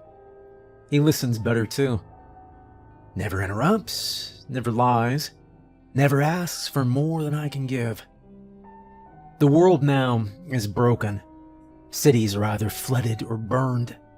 Towns like Ridge Run are just clusters of survivors doing what they can with what's left. Some places have warlords. Others have cults. Some keep to themselves and shoot anyone who gets too close. There's no real government anymore. No phones, no internet, no mall. If you want something from somewhere else, you need someone like me. People come to me with requests. Sometimes they want old tools or car parts. Sometimes they're looking for a missing person. Sometimes it's medication they need, or seeds, or a working radio. I charge based on risk and distance. And I don't take every job. Some are too dumb, or too suicidal, or too vague. But if it sounds possible, and the pay's decent, I'll take it. I've worked through chemical zones, collapsed factories, mines, overgrown highways. I've dealt with feral dogs, scavenger gangs, and people too far gone to remember their own names. I do it because I know how to. I do it because I'm good at it. And I've got Barry. That makes all the difference. I've been doing this kind of work for a while now. Long enough to know what gets you killed and what keeps you breathing. There's no handbook for scavenging in a world like this. No training videos. No boss looking over your shoulder. Just your choices. And whether they were the right ones. Over time, I came up with my own set of rules. Here's the first one. Rule number 1. Don't trust anybody. Sounds simple, but it is the hardest one to follow. People are the real danger now, not the dead things walking around. The infected, at least, are honest about what they want. People. They'll smile while they're deciding if they should rob you, eat you, or just use you for bait. You'll meet folks who look fine. Clean clothes, calm voices, maybe even a small camp with a fire going. You'll think, finally, somebody normal. Don't believe it. A newly infected zombie looks more human than most of us.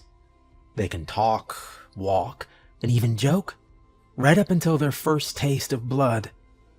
After that, everything goes fast. The eyes cloud, the nails blacken, The teeth start to loosen. I learned the hard way. Barry and I were north of Ridge Run, heading toward a cluster of houses I'd spotted from the old highway. Looked like a quiet place, untouched. Maybe worth a look. We hadn't eaten in a day and a half, and I was hoping for canned food or maybe a water tank. We came across a small cottage just off the road, curtains still hanging, front porch swept clean. A man stepped out as I got closer. He looked healthy. Hair trimmed, clothes neat. No twitching, no fever look. He held up his hands to show he wasn't armed and said, You look like you could use something warm. Barry stayed behind me, growling low. And I should have listened to him right then. But the man seemed calm. He said he'd been alone for weeks, hiding out. Said he still had coffee. I remember thinking, coffee? Who the hell has coffee anymore? He poured me a cup anyway. The water was murky, but it smelled like something real. Something from before, you know? I almost thanked him, but then he smiled. One of his molars fell out right into the cup. It made a soft sound, like a pebble hitting the bottom of a bowl. He looked down at it, confused, like he didn't understand what had just happened. Then his hand twitched, and his mouth opened wider than it should have. His gums were black. I shot him before he could stand up. The cup shattered when it hit the ground. Steam mixed with the smell of decay. Barry barked once, and then went silent again. We searched the house after that. Found another body upstairs. Looked like it'd been chewed on. Not all of it, just the softer parts. I closed the door and left it that way. That's when I made it rule number 1. Don't trust anybody. Doesn't matter how friendly they seem, how polite their voice sounds. If you didn't know them before the world ended, they're a risk. The infected act like us too, until they can't.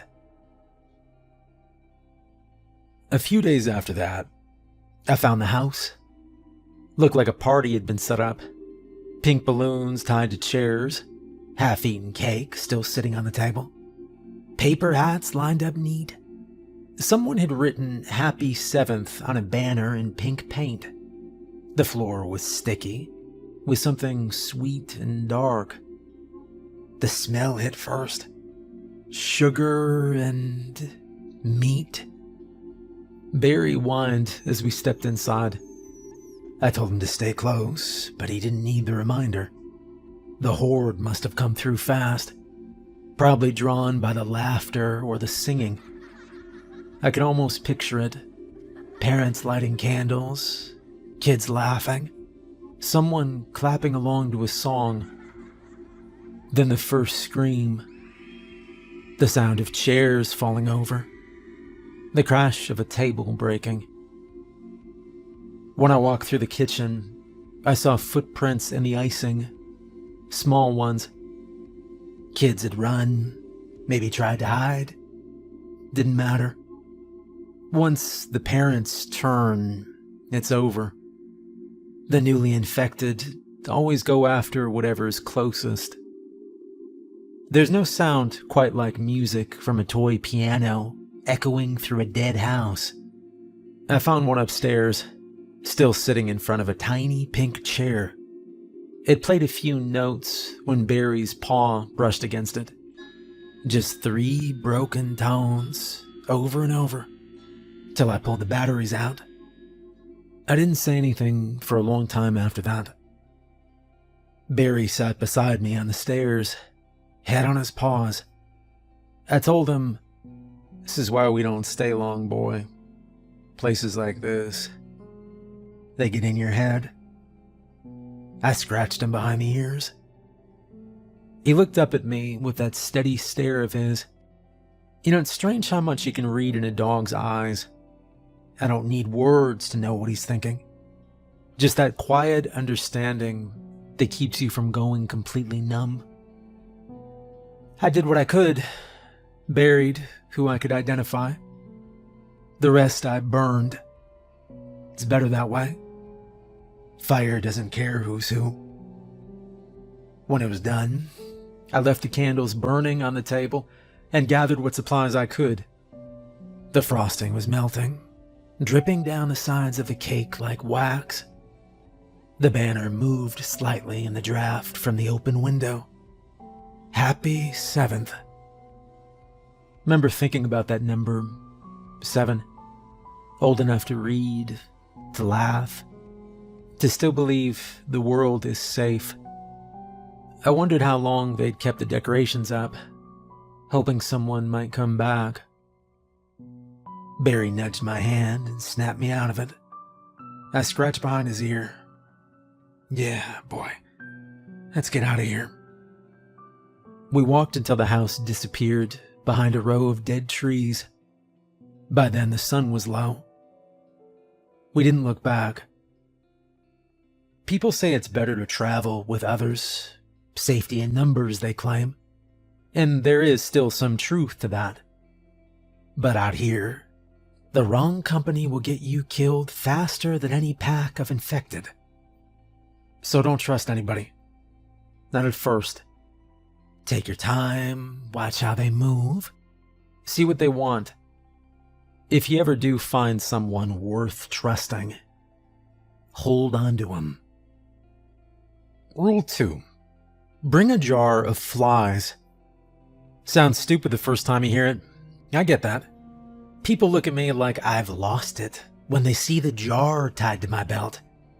But I don't care what it looks like. That jar has saved my life more than once. The infected, some folks call them zombies, others call them unmentionables, can pass for human during the early stages. That's what makes them dangerous.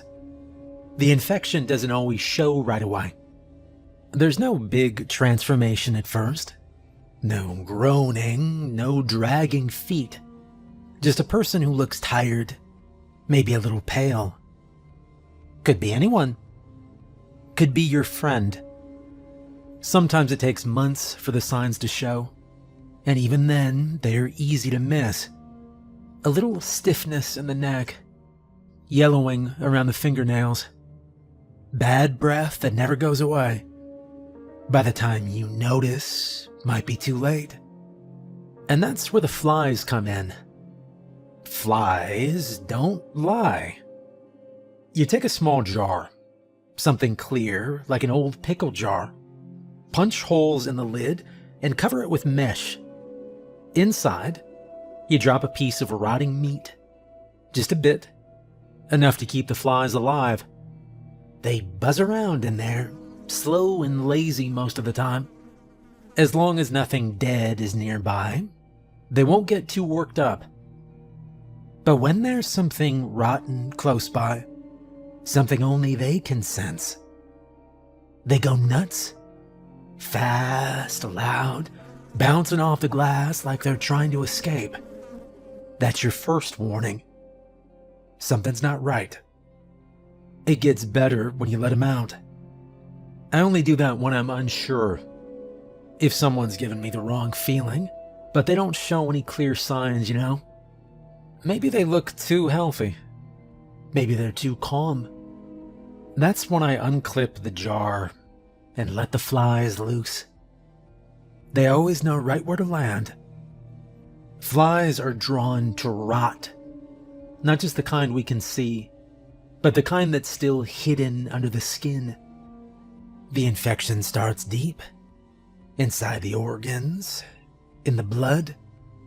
A person might still be breathing, still talking, but the flies can smell what's coming. If they swarm around someone and start landing on them, more than anything else nearby, that's the sign. They're already dead. They just don't know it yet. I have done this many times. A group of survivors let me into their camp one time. They offered me a meal, place by the fire. Everything seems fine, but the jar starts rattling, and my flies go crazy. I open the lid and watch. If they fly to a stew pot, fine. If they buzz toward the latrine, sure. But if they circle a person and land on their skin over and over, I get out of there fast. No questions, no arguments, I just go. Once, I was traveling with a guy named Ellis. We teamed up for a job west of the ridge. A salvage run through an old train yard. Seemed like a decent guy. Knew how to shoot. Carried his own weight. He didn't talk much, which I appreciated. On the third day, the jar started buzzing louder than usual. I let the flies out during lunch, like I always do when I get that feeling. And most of them went straight towards Ellis, landed on his sleeve, his collar. One crawled right above his eye, and he didn't even blink. I stood up slow, reached for my pack, didn't make a scene. He asked what was wrong. "What are you doing, Mac? What's with all the flies?" "You've got a smell on you, Ellis, and it ain't something soap can fix," I replied. He tried to laugh it off, said I was being paranoid, and maybe I was. But I'd rather lose a partner than get torn apart in my sleep. We had a small argument and decided to go our separate ways after that. But I knew what I saw. And just before I left, I saw the blooming bruise from a bite mark on his forearm that he'd tried to hide with his sleeves. People think the undead are all groaning monsters, but most of them aren't. Not right away. Some of them walk among us. They talk, they nod, they eat food just to look normal. But inside, the rot is spreading. The flies know it. They always do. So I bring the jar. I feed the flies, I keep them alive. You can't always trust your eyes, or your gut. Not always, anyway. But you can trust flies. They never pretend. Some folks say I'm too careful, that I jump at shadows and see threats where there aren't any. But I'm still alive. Out here, being a little paranoid gives you insurance. Which leads me to rule number 3. Rule 3. The undead are not your loved ones. They might wear the same face, walk the same way, even say a few words if they've turned recently. But they're not who they used to be. Not anymore. This is where a lot of people mess up. They see someone they recognize, a wife, a brother, a child, and they freeze. They can't bring themselves to do what needs doing. They wait too long, and they end up dead. I'm not saying it's easy, it's not. But out here, survival is not about what's easy. It's about what's necessary. If you can't stomach the killing, I won't judge you. Not everyone can. Not everyone should, I guess. But if that's the case, you need to avoid them completely. Don't stand there hoping something changes. Don't talk to them like they're still in there. They're not. You can avoid them. There are ways. Flies are one. We already talked about that. They can give you warning. Enough time to slip away, change direction, and stay hidden. Trained animals are another. Barry's not just a companion, he helps too. He's learned to freeze when something's wrong, to sniff out the rot before I see it. If he stiffens or lowers his head, I know to stop moving. And sometimes that's all it takes. Just standing still, letting something pass by without noticing you. You can also watch for patterns. The undead move different than us, even the fresh ones. They hesitate at doors. They turn their heads too slow. They don't blink. If you're not going to fight, then learn to observe. Learn to run smart. Learn where not to go. That's still survival. But here's the thing. You don't get to be useless, okay? If you won't be strong, then please at least be clever. If you won't carry a weapon, carry tools that can help. Bring warning devices. Set traps behind you to slow anything following. Travel with someone who can fight, but don't rely on them like a crutch. Be ready to pull your own weight. I've met people who say they don't want to kill. Fine, great. Good time in a zombie apocalypse to not want to kill anything. But if that's your stance, then prepare harder than anyone else. Think 9 steps ahead. Learn how to track. Learn how to spot changes in the environment. Build something that keeps you alive. The worst kind of person out here is the one who can't kill and doesn't prepare either. That kind of person gets you killed. I'm not telling you to become a killer, though probably you should. I'm saying at least know yourself. Know your limits, man. Know your morals and keep them close. We're all trying to hold on to something. For some, it's hope. For others, it's guilt. Some think the world's gonna bounce back, and they want to be the kind of person worth keeping around when it does, and I get that. Look, whatever your reason, that's yours. But don't let it blind you. Maybe the world isn't doomed. Maybe there's a horizon out there and this mess doesn't last forever. Fine by me. I don't judge anyone for having hope. But if you're planning to stick around for the good days when they come, do us all a favor. Make yourself useful while we get there. And if you're going in for the skill, well, I have a rule for that too. Rule number 4, always double tap. That means never assume one hit is enough. Ever. I don't care if you shoot them clean through the skull or split their head with an axe. Do it again. Because zombies don't stay down like they should. People think it's like the old movies. One bullet, one fall, that's it. But I have seen bodies sit back up after lying still for an hour. No warning sound. Just eyes snap open, arms reaching, like they were taking a nap. That's why I always double tap. Always. 1 shot to the skull, 2nd shot to the spine, if I have the angle. If I'm swinging, I go for the head first, then crush the neck. If I have to stomp it in, I'll do that too. Doesn't matter the weapon. Gun, axe, crowbar, hammer, use what you got. Just make sure the head's pulp. Nothing clean or polite. Break it. Then you check the heart. That's what they never told us in the old world. Not in books, not in TV, not in those early broadcasts that stopped after a few weeks. Everybody's always focused on the brain, but the infection settles into both, the brain and the heart. You can shoot them through the head, sure, and they'll drop. But sometimes, if the heart's still pumping, even weakly, the body won't stop moving. The muscles jerk, the jaw snaps.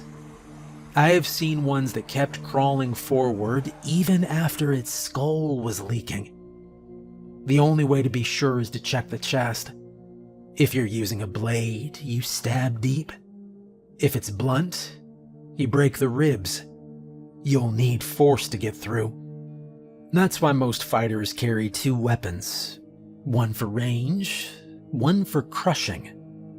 I've got my rifle for distance, scoped, bolt action, clean trigger pull.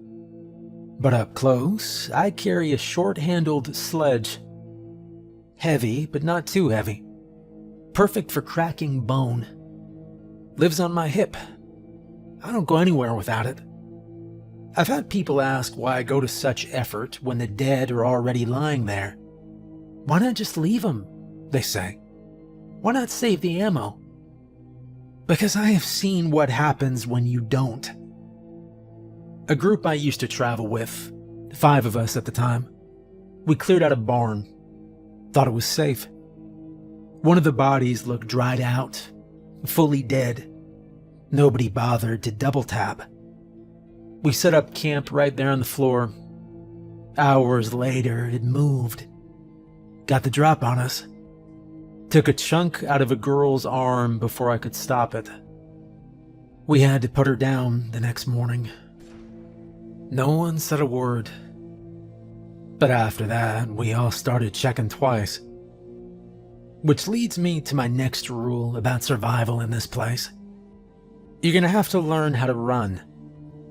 Rule 5. Stay limber. Sounds like a joke, right? Like something you'd hear from a high school gym coach before making you run laps in the heat. But it's not a joke. Out here, staying limber can mean the difference between walking home and getting torn apart in a ditch. Most people think surviving means being strong, carrying big weapons, swinging hard. Yeah, that helps, sure. Most of the time it's about running. Getting out of there before the numbers catch up to you. Before something grabs your ankle. Before the exits close. Zombies don't get tired, but you do. That's just the truth of it. I run a lot more than I fight. Most fights aren't fair. 1 or 2 unmentionables, maybe I'll stand my ground. But a pack? No way. You turn, you run, and you don't look back. And if your knees lock up, if your back cramps, if your foot twists because you didn't stretch before heading out, well, let me tell you a story. It was about a year ago. Barry and I were scavenging an old hardware store on the east side of Ridge Run. Roof was half gone. The place was picked over, but I was hoping for wire, nails, anything we could trade. I woke up real stiff that morning. Had slept weird, shoulder tucked wrong, neck sore. I didn't do my usual stretches. Just rolled out of the bedroll, fed Barry a strip of jerky, started walking. Thought, what's the worst that can happen? Well, we were inside the store for maybe 10 minutes when I spotted the back door swinging open. And that's never a good sign. Doors don't, swing open on their own. Barry froze beside me, ears up, nose twitching. And then I heard him.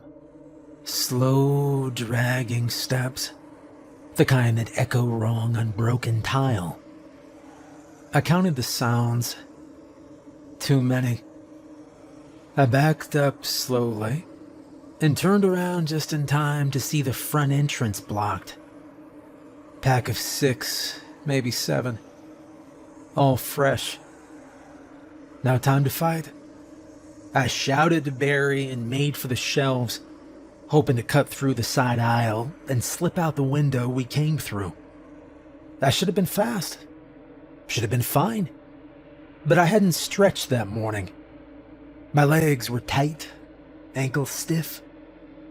Halfway through the aisle, I slipped on a busted paint can lid. My right knee twisted and I went down hard. Elbow hit the edge of a shelf, sent a wrench clanging across the floor. The noise pulled all 7 straight toward us. Barry circled back, teeth bared, growling low. I got up, trying not to limp, and I forced my legs to move. Everything burned. I made it to the window just as the first one reached the aisle. Barry jumped out first. I dropped down after him, shoulder first into the dirt. We didn't stop running for half a mile. Later, back at the shack, I was groaning, rubbing my knee. Barry sat by the stove, watching me like I'd done something stupid, which I had. He tilted his head, real slow, like he was judging me. I looked at him and said, "Yeah, I know, I should have stretched." He blinked once. You think you're better than me just because you do that little downward dog thing every morning? He sneezed at that. I pointed at him. Don't give me attitude, all right? You weren't the one limping for 3 days. He yawned, then flopped down like nothing had happened. So yeah, laugh if you want, but I'd rather look stupid stretching in the dirt than end up zombie chow because I pulled a calf muscle trying to leap a fence. Survival's not about glory. It's about doing what works, even if it looks very silly. You stay loose, you stay alive. Simple. The thing is, it's not just about outrunning sometimes. You gotta climb sometimes too. And that's the part that sticks with me. There's this one time, early days, Barry was still a pup, barely big enough to climb into my pack on his own. We were traveling with a small group then, but only one of them really mattered. His name was Williams. Been with me since the outbreak. We met on a fuel run and stuck together after that. The man had a limp from a car crash back in '09. Right leg never fully healed, but he kept up as best he could. Tougher than most. Knew how to stay quiet. Knew how to shoot straight. We were crossing a patch of forest, old growth and scattered farmland. Quiet, peaceful almost. And then the horde came. We didn't know what drew them. Maybe a sound, maybe our scent. Doesn't matter now. We ran. No time to plan, no place to hide. I found a tree, tall, solid, branches low enough to grab, and I climbed. I remember Barry yelping below. I grabbed him, shoved him into my pack, and hauled us both up as fast as I could. The bark tore at my hands, but I didn't stop. Williams tried, he really did. I reached down to help him, but his leg gave out after the first jump.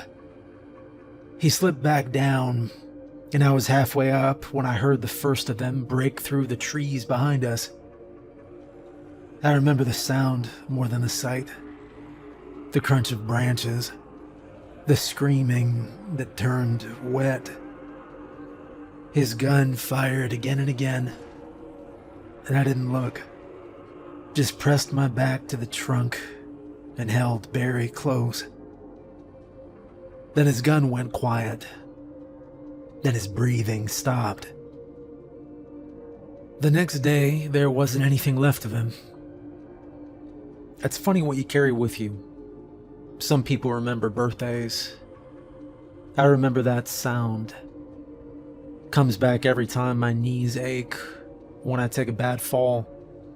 Every time I get stiff and curse how slow I've gotten. I think of Williams, of how he couldn't climb. So I stretch, I run drills, I keep moving. Not because I think I'm faster than the rest, but because I've seen what happens when you're not fast enough. Now, speaking of stupid mistakes, there's one place people always let their guard down. They think it's private, quiet, safe. It's not. It's one of the most dangerous spots you will ever walk into if you're not thinking. Next rule, and pay attention, because this one catches everyone eventually. Beware of bathrooms. Sounds dumb, right? But it is one of the most important things I've learned. I don't care how desperate you are to go, or how clean the place looks from the outside. Don't trust it.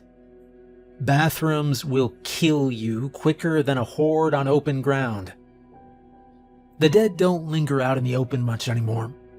Maybe in the early days, when they were still figuring things out. Back then, you'd find them standing in fields, wandering highways, or slumped across storefronts in broad daylight. Easy targets. Predictable. Not anymore. Now they hide. Especially the older ones. They've learned that being out in the open gets them shot. so they take shelter in closed-off spaces, abandoned shops, back rooms, closets, and worst of all, bathrooms. They're perfect for them. Small, dark, quiet, plenty of corners to tuck into. If you make a sound, door creak, footstep, cough, they wait for it. And when you step too far inside, they're already behind you. I don't go into any enclosed space without knowing my exit. Ever. But bathrooms? I avoid them completely. I haven't used one in years. I'll tell you why. Barry and I were moving through a burned-out town west of the ridge. No name signs left. Just ash, rust, and half-collapsed buildings. Looked like a fire had taken most of it, but a few structures were still standing. One was a gas station. Roof was half caved in, but the side door was open. We figured we'd check it for supplies. I went in first, slow, careful. Barry stayed by the door. It was quiet, but I didn't think much of it. I was with another guy at the time, young, twitchy. Said he had to pee. I told him to do it outside, but he laughed and said, "Come on, man, it's just a bathroom." He pushed the door open, and I will never forget the sound that came next. Like chairs falling all at once, followed by screaming. I ran back and opened the door, but it was already over. Found his arm by the sink, torn off clean at the shoulder. No sign of the rest of him. The dead were stacked in the far corner, at least 10 of them. Quiet as bones, piled like trash bags. Looked like they'd been there for days, maybe weeks. No sound, no movement until he stepped inside. Then they rushed him. Didn't even get to pull his weapon. And after that, I stopped using bathrooms. I don't care about decency. Let the dead have the plumbing. I'm not dying because I wanted privacy. Rule of thumb. If it's small enough to echo, it's small enough to trap you. You step into a room that small, you better know your exits. Better have backup. Better have somebody waiting outside with a weapon. But really, just don't go in at all. I have found them under sinks, behind doors, crammed into stalls with the seat still down. Once, I found one wedged between an old mop closet. So dry and gray, I thought it was just old cloth. Then it moved.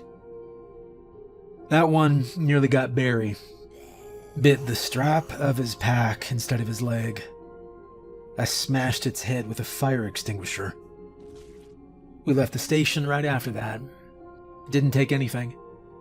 Some places just aren't worth it. Bathrooms are traps, plain and simple.